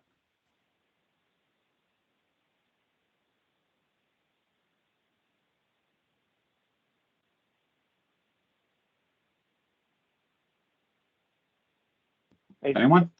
This is Clifton. I think if you give, I mean, if you listen to the Economic Development Commission or any of the business owners in town, obviously they would like more opportunities, more flexibility. You know, when I look at the use table, both as it currently is and as it is proposed to be through the phase one, I see opportunities for consolidation in terms of line items. And I wonder if we could break down or simplify use types as opposed to uses themselves. You know, think about a restaurant versus a bar versus a tavern versus, you know, any other form of restaurant. I mean, they all kind of serve the same functionality or capacity, especially from a parking standpoint, but also from a timing standpoint, the lighting, everything's kind of self-associated. So, you know, the simplification, I think, from a business community perspective, is probably going to be more advantageous to them. And then a lot of the ambiguities that we do run into with our current uses are, what does this niche item fall under as a larger bucket? And some of the ones that I've dealt with recently in the office are related to, you know, new purveying medical industries that aren't really specified as a type in our regulations, whether or not this medical use can be done at a home-based use, or it has to be a medical office, or, you know, run into all those requirements. So I think just, again, making things more flexible, I think it's going to be more beneficial to that community as well, but also simpler on a staff level.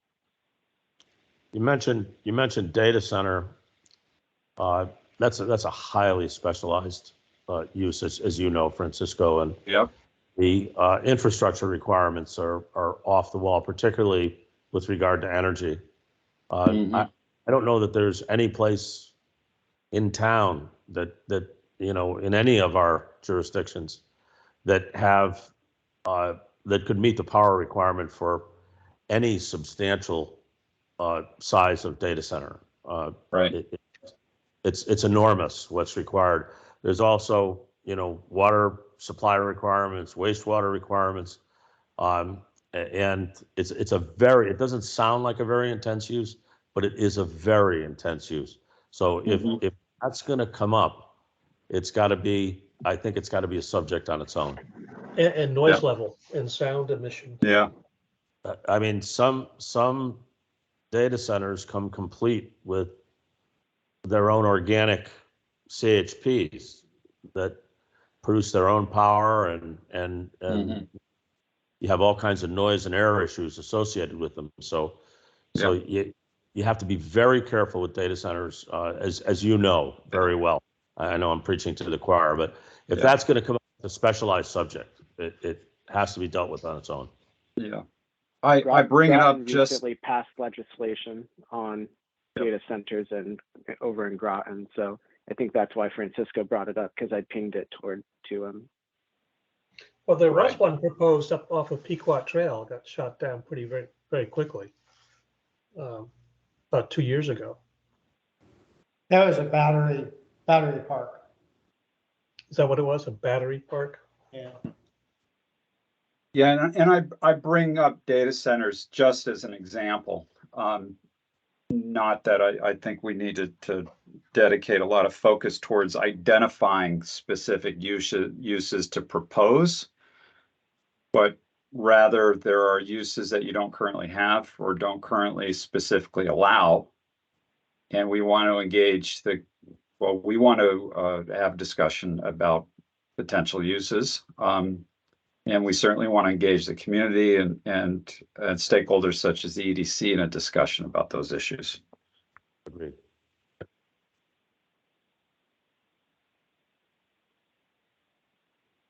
Okay, anything else on commercial industrial zones and uses?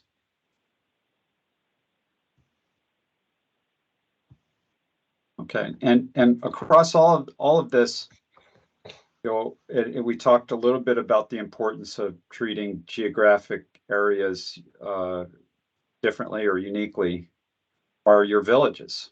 And they're special places, and they, you know, there are many layers of regulation that are applicable to them. And while I'm not certain that we need to carve out separate effort dedicated to each village, that seems more appropriate to like a master planning process. I think they are important to this process and discussion, and we may need to have some focus on whether it be Mystic or Pawcatuck or any other nodes in town.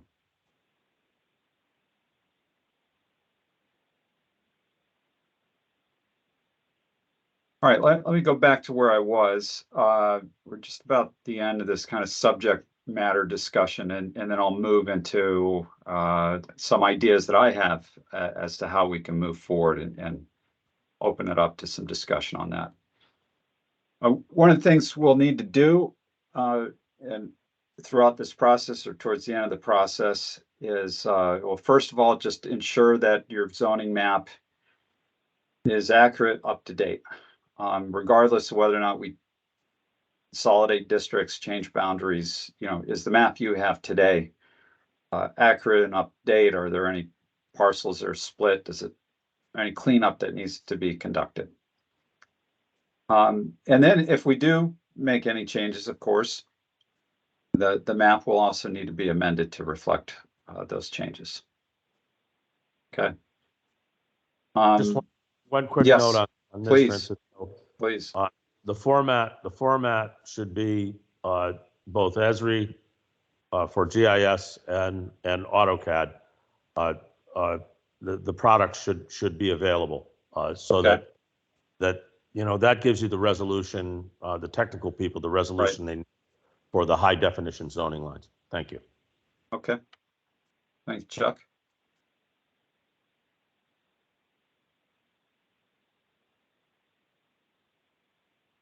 Right, and we touched upon this a little bit, but some of your overlay districts for these environmental protection areas, we should take a look at the boundaries of those overlay districts to make sure they're consistent with the most recent mapping of those resources.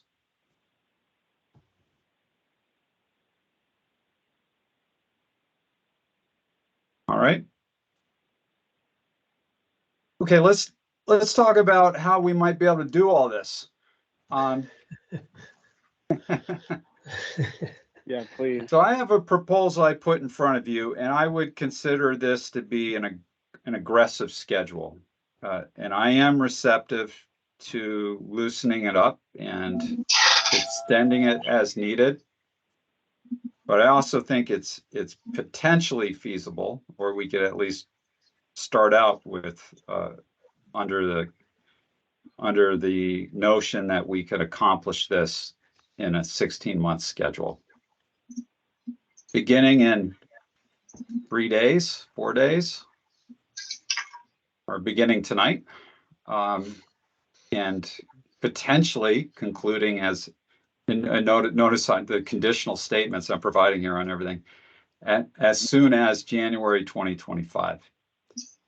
And my thoughts on how we might accomplish this are, we really need to break this down into smaller pieces.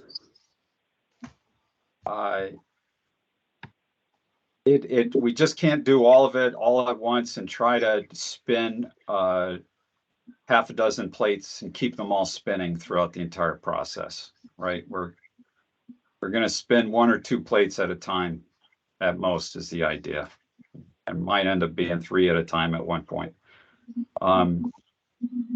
So my thought is we'll break this down into 5 3-month work cycles. That's 15 months. It gets us December 2024, and then we've got a month for adoption. And realistically, it may end up being a couple months that process takes.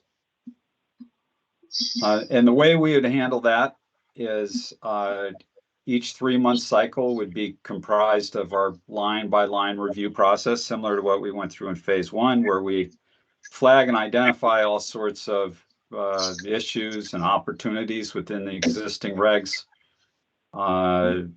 provide you examples on how how we think it could be handled, how potentially how other regulations, other communities handle these items, give you our expert opinion on or options for how we could proceed.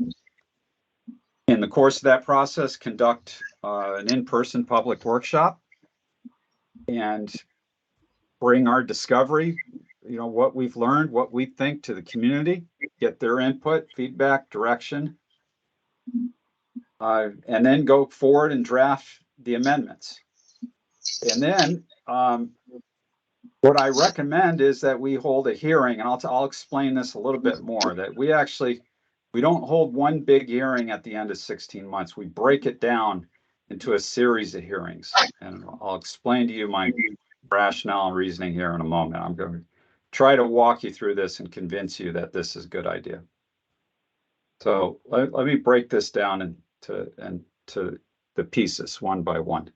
So as I mentioned, 5 discrete units, 3 months apiece. So we take phase 2 and we break it down. And phase 2.1, housing and residential districts and uses. 2.2, commercial, industrial, mixed-use districts and uses. 2.3, environmental resource protection, sustainability, and resilience. 2.4, site design, including buffer requirements, parking and sign regulations, right? Everything outside the building. 2.5, permit, plan requirements, procedures, and administrative items. And everything we discussed tonight would fall into one of these buckets. All right. There is one bucket that affects all the other ones. Go ahead. Yeah. 2.3 ought to be a sort of foundational consideration for all the other ones. I agree completely. That was going to be my comment. I think that should be. Okay. Maybe we make it 2.1 and then everything proceeds from there. Are you suggesting a separate public hearing for each of these? Yes. And adoption? Let me talk a little bit more about that in a minute, exactly what I'll recommend. And we'll see if you think it's a good idea or if I'm just off my rocker here, okay? But let's first talk about this sequencing here. And Maggie, thanks for speaking up. There's a lot of merit to that idea of moving 2.3 up to 2.1 and starting out with that. That kind of sets the tone. Does everyone agree? I would. I agree with Maggie. I agree with Maggie. Yeah, makes sense to me. Okay. As a non-commissioned member, speaking out of turn, I would suggest that there might be other reasons why your initial order was wise, and that is when it comes to short-term rentals, I think that by dealing with issues like that first, you'll be able to deal with density issues much more effectively afterwards. That's as far as I'll go with that. So I put housing and residential districts up front because I think it without, and please pardon the pun, that's not intended as a pun, but it hits close to home, right? People, you get their attention when you're talking about residential districts and housing, and people just understand that. It's very tangible, and it's a great way of getting their attention. Is that? Yeah, go ahead. Sorry, go ahead. Is this order that you're presenting is the order that we would have public hearings? Yes. About these subjects. Yeah. I agree that housing should be first to have a public hearing, because while I also agree that 2.3 should be the guiding principle for all of this, 2.1 is probably the most urgent to a lot of people's lives. 2.3 is going to help them live a long, happy life, and 2.1 is going to help them, sooner than that. So that being said, Andy, and these changes, you know, they're all going to take place within a year and a half, you know, and so it's not like because we're starting one of these issues, another, it's going to get resolved first and get corrected right away, and then it won't be delayed by the length of this process. So I think, yeah, we get people's attention and we kind of speak to maybe where their sense of urgency is, but I think in terms of our overall schedule, it doesn't make a big difference. Okay. And Clifton, I'll say that. Yep. I'll say that when we think about, you know, these hot button issues, and I think Ben brought up this point just a couple seconds ago, is that, you know, items like short-term rentals, items like housing are so important to people. But when we talk about short-term rentals, affordable housing, these are also going to be conversations that not everyone is going to be happy at the end. And if we start off with a conversation that is going to aggravate members of the community on whichever side you want to be on, you could potentially derail the rest of the process by doing that first. And so I'm a little wary of starting off with something that is potentially so divisive that basically all the rest of the work that we would end up doing in the other sections would be met with such resistance because we didn't do the first one to their satisfaction. I think that's a This great is Ryan, point, and I think, Kristen. yeah, I think that's a very good point. And I think also it would help if our first step in this phase 2 was something that could get everybody on board, like the environmental resource protection, sustainability, and resilience.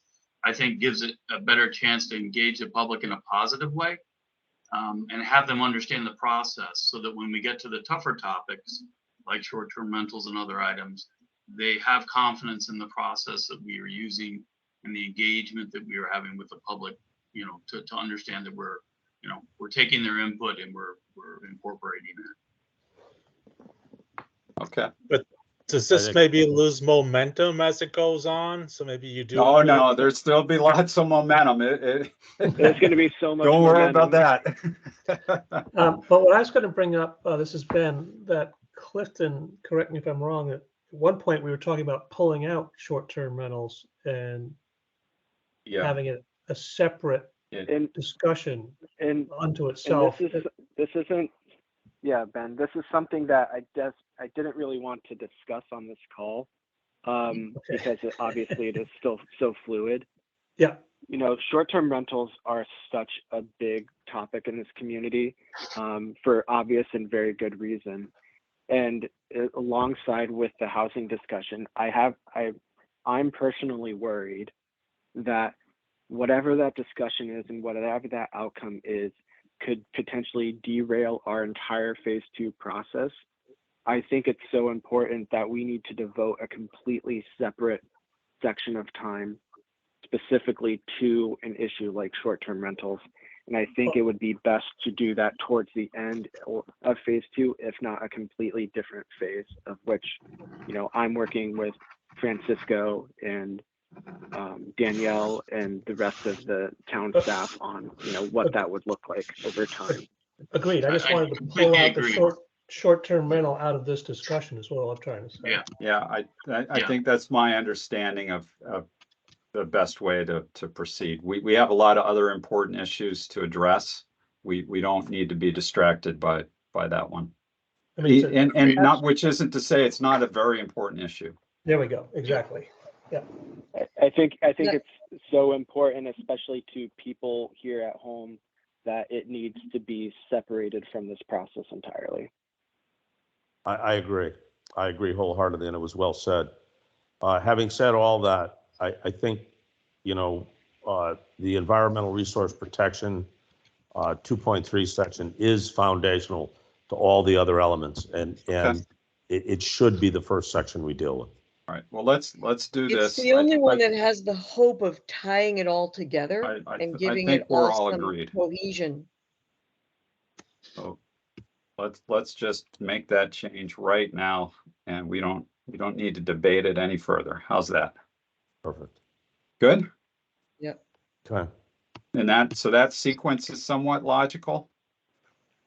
I Yeah. think Yeah, I think it is. it's logical. I think we gotta, there's a lot more detail that I think Oh, needs yeah. to be filled in to really consensus around this, I'm not sure that 3 months is adequate to go through each one of these topics, hold a public hearing, and if it's, I don't know if that's realistic.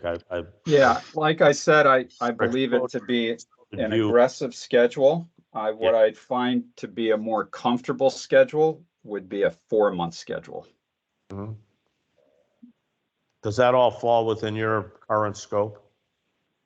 It requires additional meetings that extend beyond our scope and our recommended schedule. That being said, we do have we did hold $10,000 in contingency for additional work that we did not anticipate. So we could use that reserve to handle additional meetings as needed.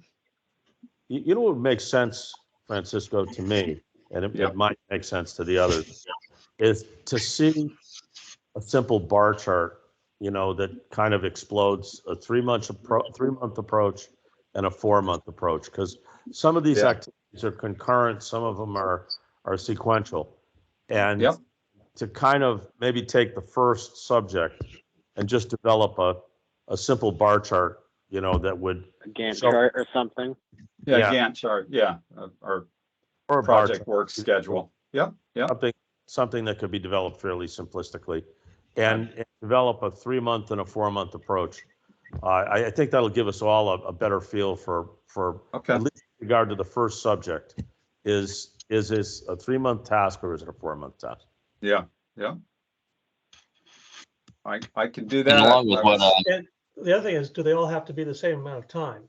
Meaning, could one be a 4-month task and one be a 3-month? And yes, it could be somewhat variable. I would Shuffle like the to deck. have a kind of a consistent Okay, pattern and schedule, but we can have some flexibility. Type 1 and type 2. Yeah. Type 1 issue, I type think 2 also issue. what Yeah. Clifton was mentioning, the hot topic issues. You almost want to sort of focus on the low hanging fruit for the first ones, and I think anything that we run into that becomes a hot topic issue, rather than just having the same discussion every meeting where some people disagree and some people agree. Yeah. I don't know if there's anything that we can just table those things so we can still get 95% of everything done and keep it moving forward. Bennett, I like the way you think, and that's kind of what I wanted to put in front of you on the next couple of slides. You've been a step ahead of me all night here. Oh, okay. Just making a note of that.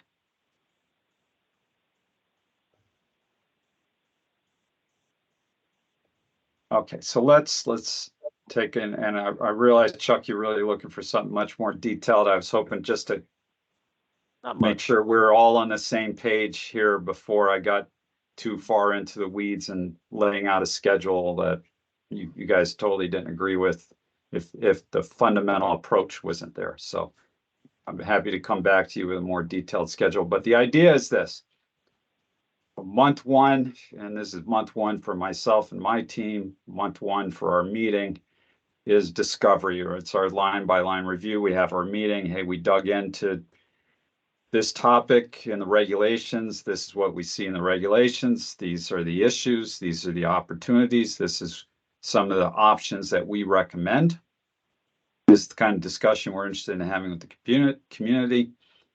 Month 2, we are preparing for our workshop. We conduct a workshop.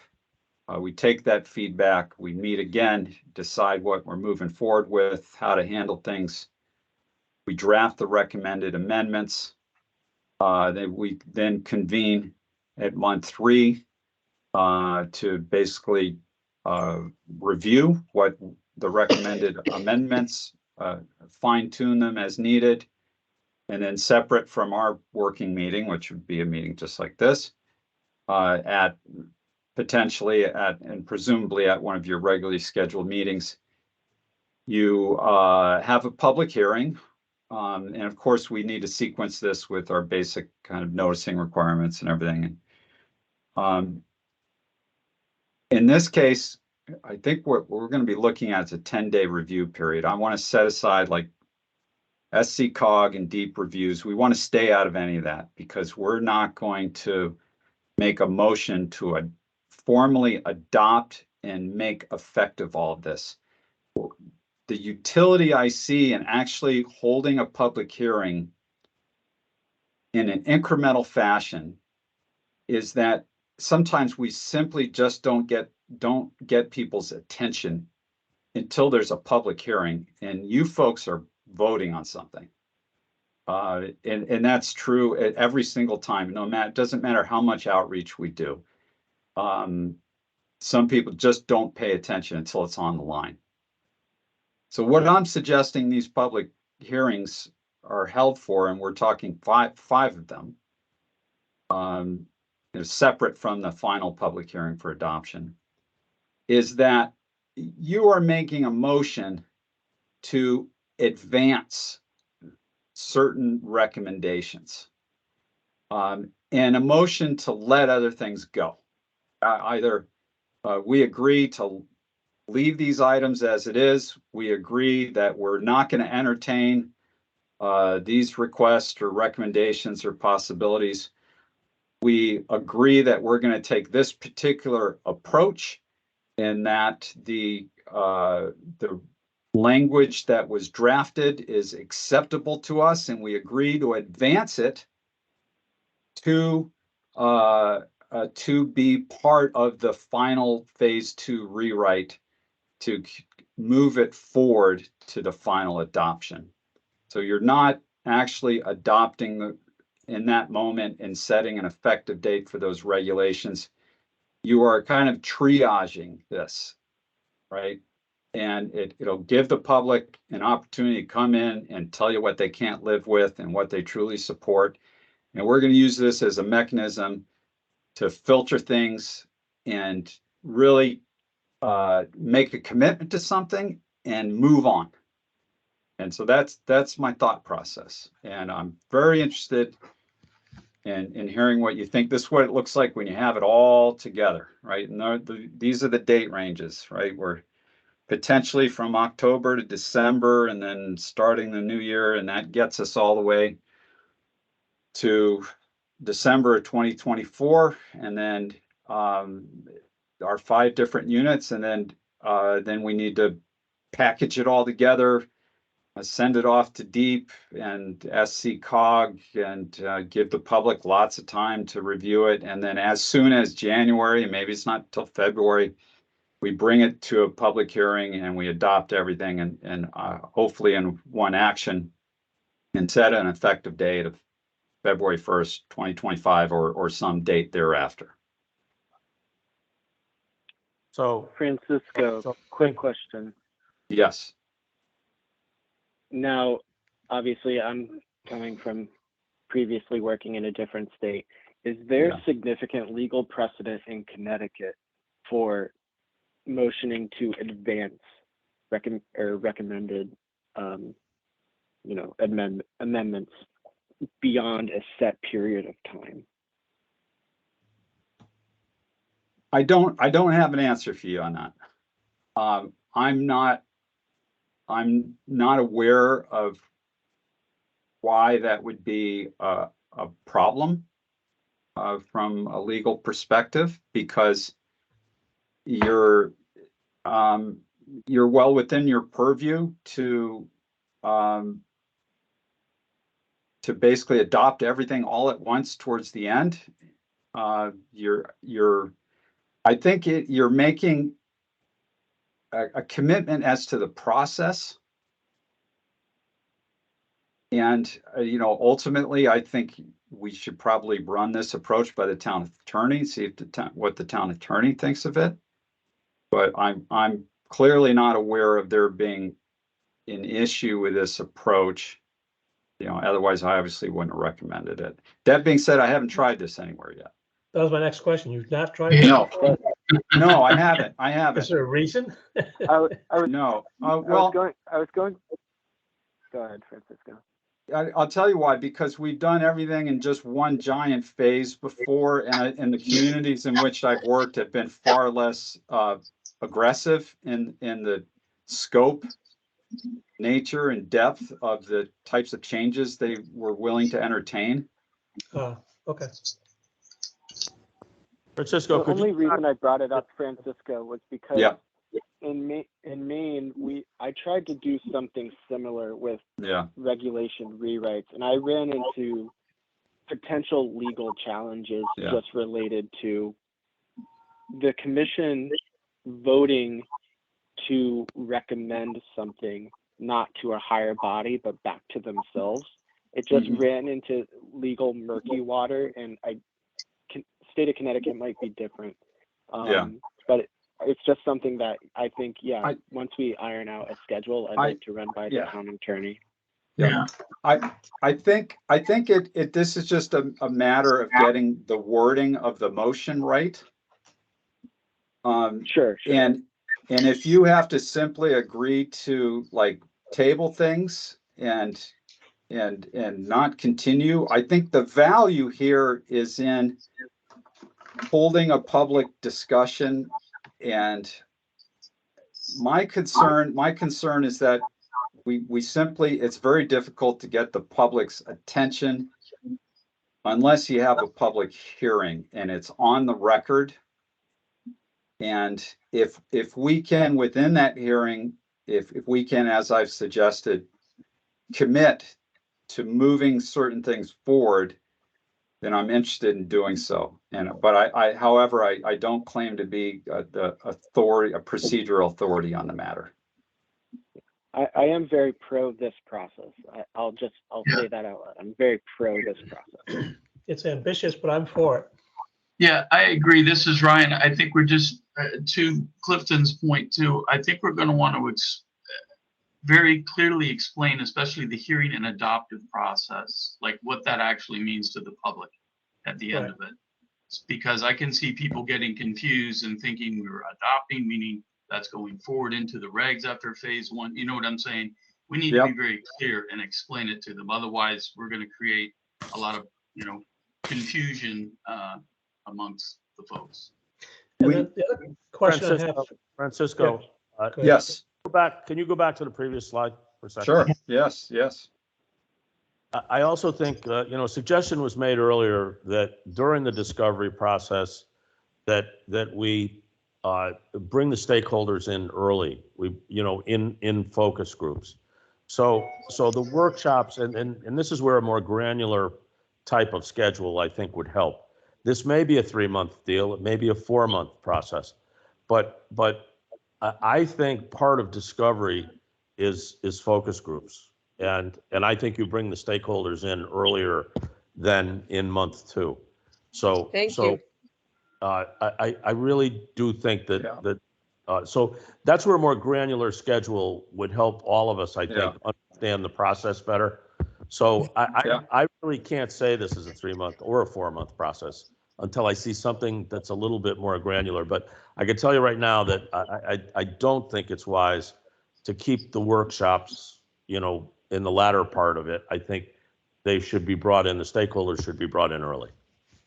So I don't want us to see these workshops as being the latter. That wasn't my intention. They're in the middle or early at the beginning of that month too. We do need to do our homework first for those to be productive. Right, which means myself and my team need to review the regs. We need to understand what we need to accomplish with people. We can't just jump into a meeting and say, hey, what do you think about housing and residential districts? So there is some time required in that. And additionally, we together as a body need to have a discussion about those before we jump into a discussion with the community. We need to all be on the same page as to what the key issues are. So you're starting to break this down into subtasks that make sense. And I think you have to lay that out in order for us to to really sign up to this process, Yeah. those subtasks, not in an ultra granular form of a critical path chart, Right, but right. a simple bar chart that breaks this down a little bit better, that shows how the public is brought in as early as possible. Understood. My Understood. confusion at the end is we have a public hearing at the very end, and we adopt a recommendation or whatever you want to call it, an amendment. And during the public hearing, however, there's all sorts of backlash, and we want to go back and re-edit and reformat and reword maybe substantial sections. Then a year later, or 6 months, 9 months later, we're going to adopt the whole package. Where does the public get to see what our final version of, I'll make up a number, 2.3? Well, that it all would all get presented in the final phase 2 rewrite draft, similar to what we've done with the phase 1 draft. But that could be All together, substantially different. all than the together public in one hearing. place with a record of amendments that identifies all the changes made, but all together in one place. So in this incremental approach, within the public hearings, what we're making available wouldn't be like amended pages from your zoning regulations. We're not putting the entire document up. We're not putting pages 20 through 30 the document up. We're presenting something like that, and similar to what an applicant might submit with their requested or recommended zoning amendments.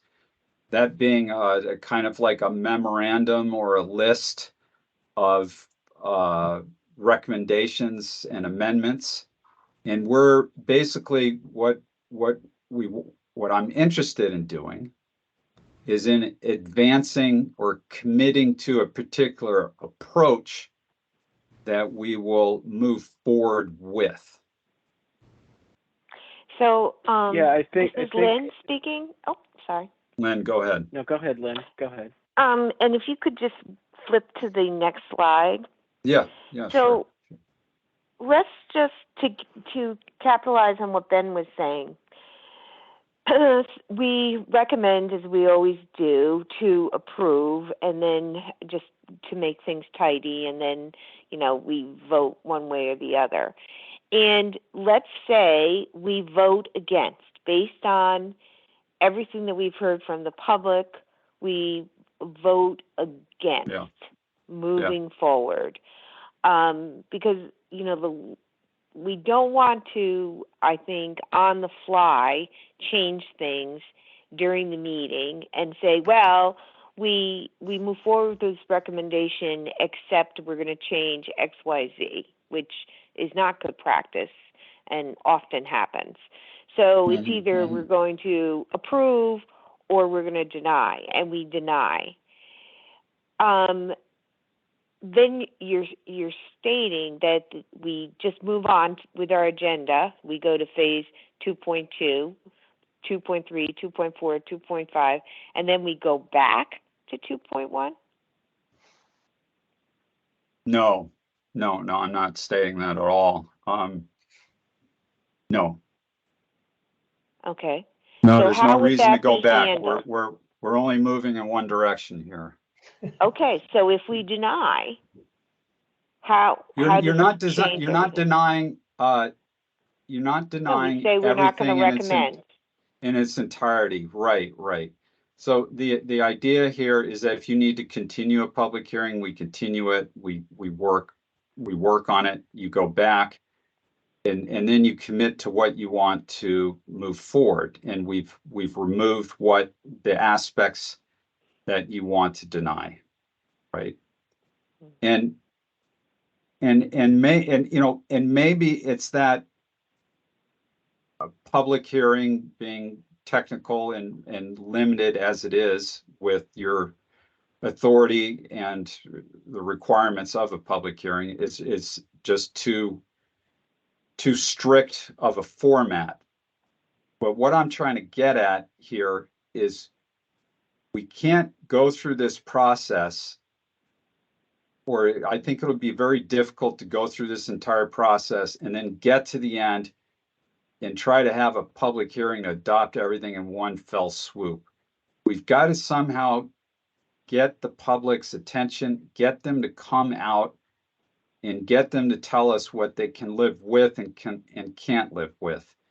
And we've got to try to break that up into smaller pieces. And if one of your regular meetings and if a public hearing is just too structured or limited of a format for that, then I still think there's value in having some sort of meeting where the purpose is agreeing to what is going to be advanced and what is going to be left behind, not considered, etc., on an incremental basis, if that's possible. I wanted to get.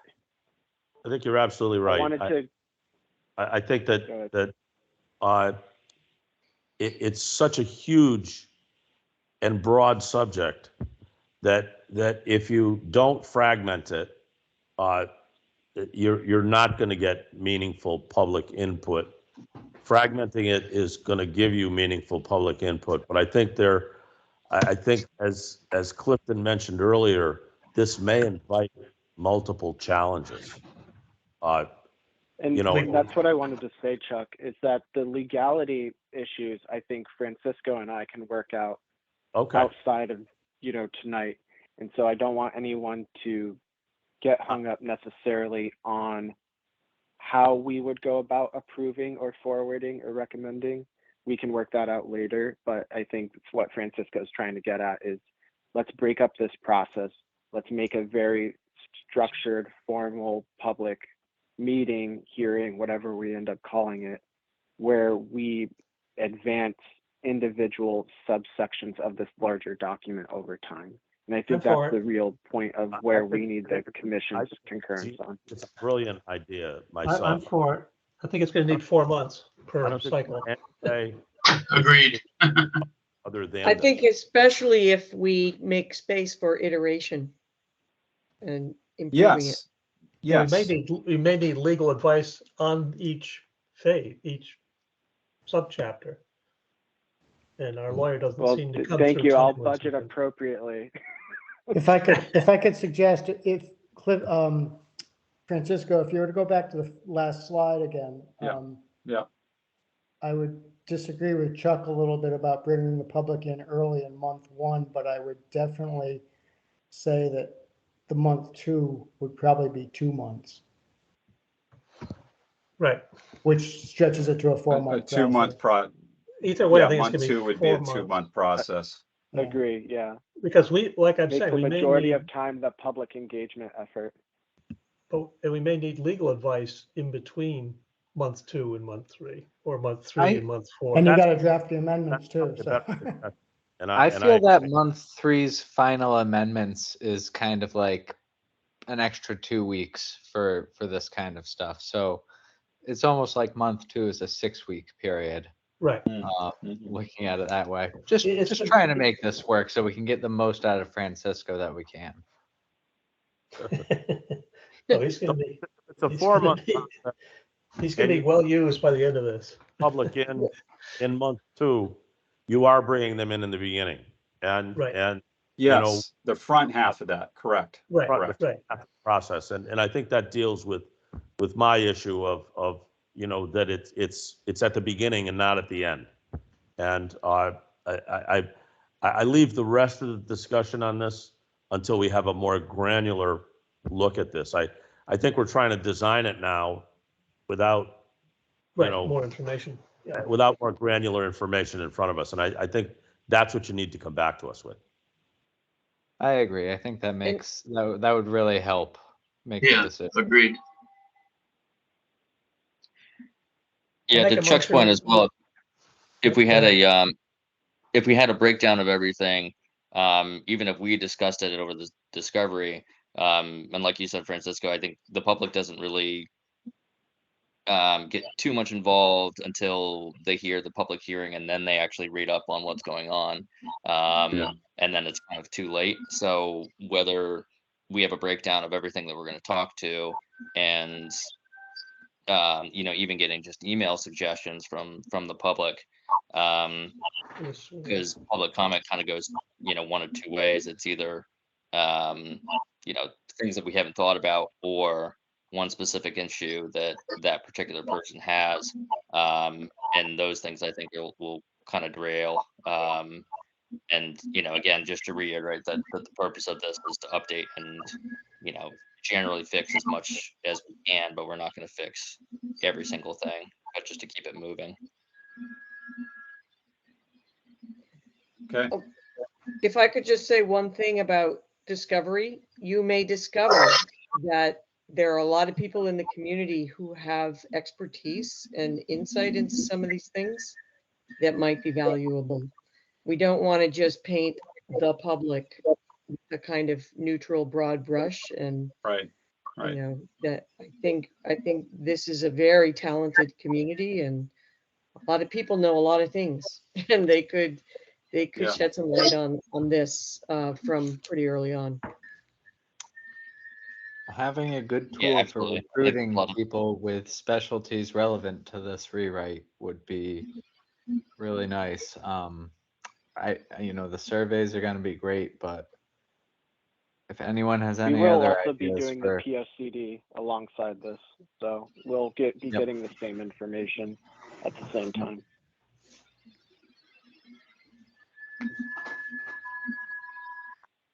Okay, I think we're in agreement that we want to proceed with this basic approach. I'll work with Clifton on the technicalities of that. I'll come back to you with a more detailed schedule and process.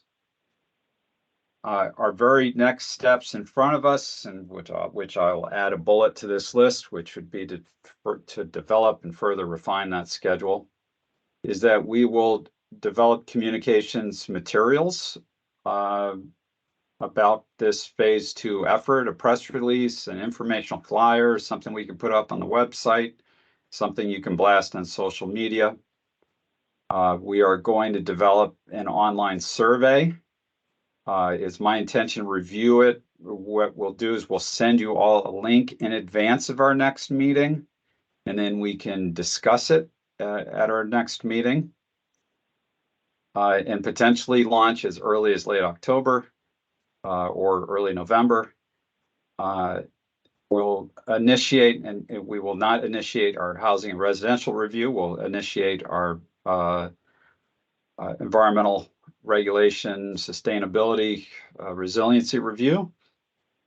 And then we could potentially hold a workshop, I think as early as late November.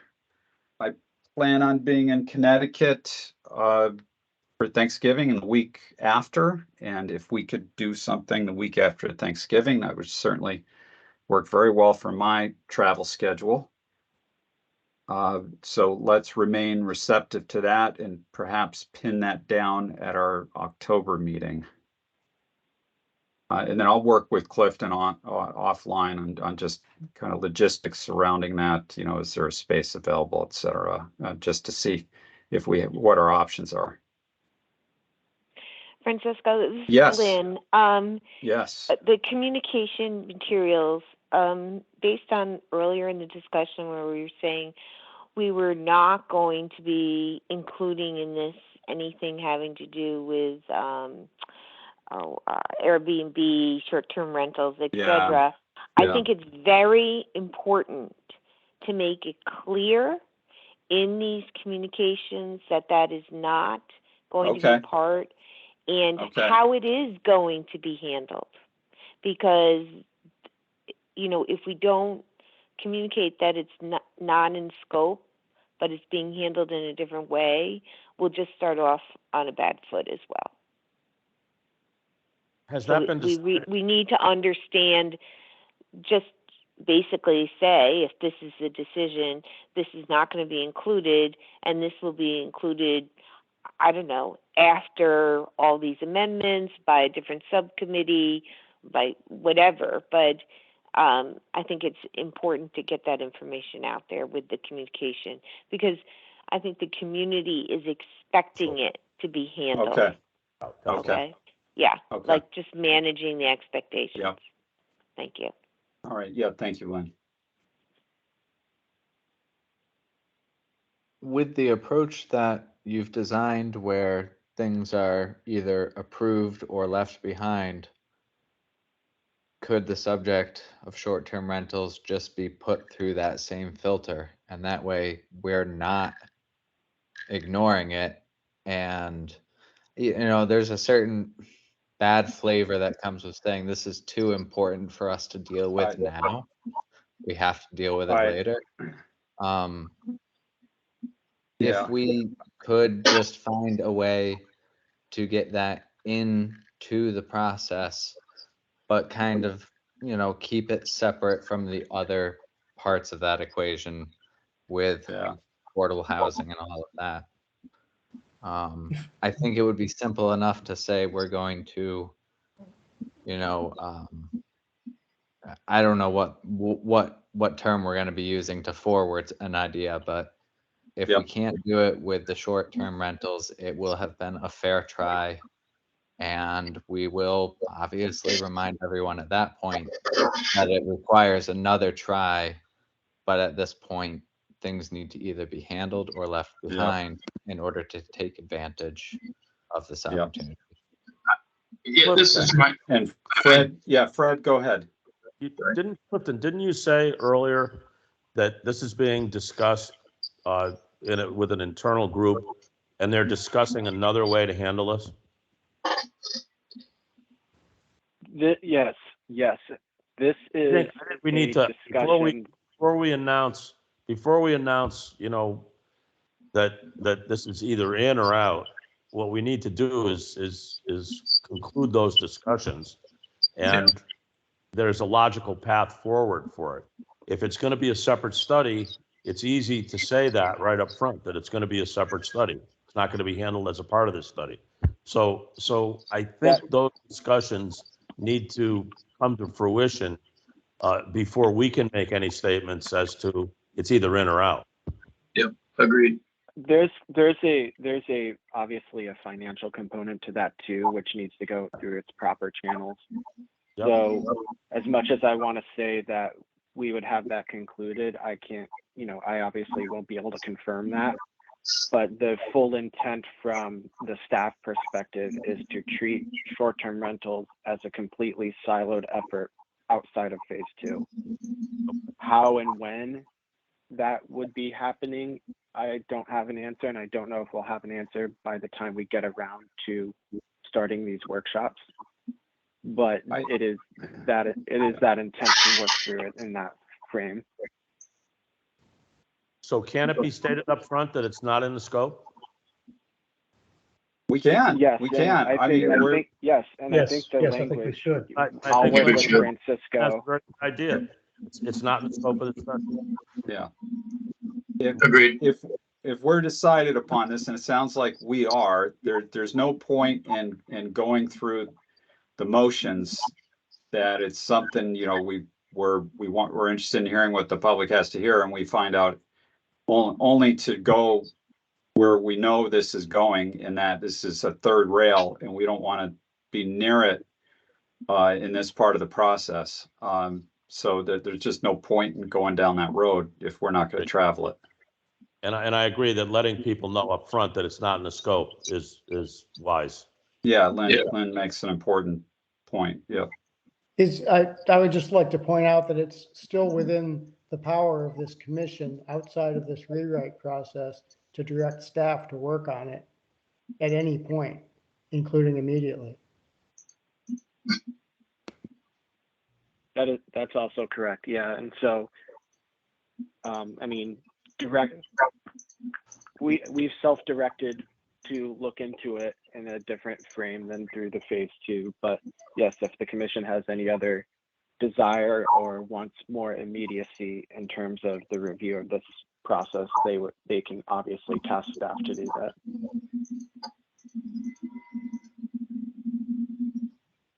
Okay. Okay. I'm All right. fading. Okay, well, I got good news for you. This is my last slide. As I mentioned, currently we're holding Monday, May 17th, your regular meeting, public hearing for phase 1. Our regular working meeting is October 26th at 7 p.m. Excuse me, Francisco, you have October 2022 up there. Oh, I have. Well, Sorry. that's gonna screw everything up Because for my me. my isn't it? 17th is a Tuesday, and my 25th is a Wednesday. Yep. Thank you for catching that. Okay. I don't know how that happened, but Well, let me correct those dates right now. thanks. All right. So, yeah, Wednesday, and I'm looking at my 25th. paper calendar here, the 25th, Correct. but the 15th was right. Okay, so thank you. All right, so our next regular meeting, Wednesday, 10/25th at 7 p.m. On the agenda of that meeting is hopefully we'll have an update on our phase 1 status. We will not talk about housing and residential districts. We'll talk about sustainability issues. We'll just discuss the first workshop. We'll discuss the online survey, which I will send to all of you in advance, and along with a project schedule, which I will also send in advance. So we'll revisit the project schedule in detail as well, and that will be so expect to hear expect to receive some content approximately a week in advance of that meeting. And that, for my purposes, concludes our meeting this evening. Chuck, I don't know if you want to officially close it. We might as well. We opened it, so Yep. there's nothing else on the agenda. I don't think we need a motion. The meeting is adjourned. Thank you all very much. Thank you, Francisco. Thank you, Francisco. All right. Thank you, Thank you, Francisco. everyone. Thanks, Francisco. Thanks, everyone. Have a good night. Thank you. That was a marathon.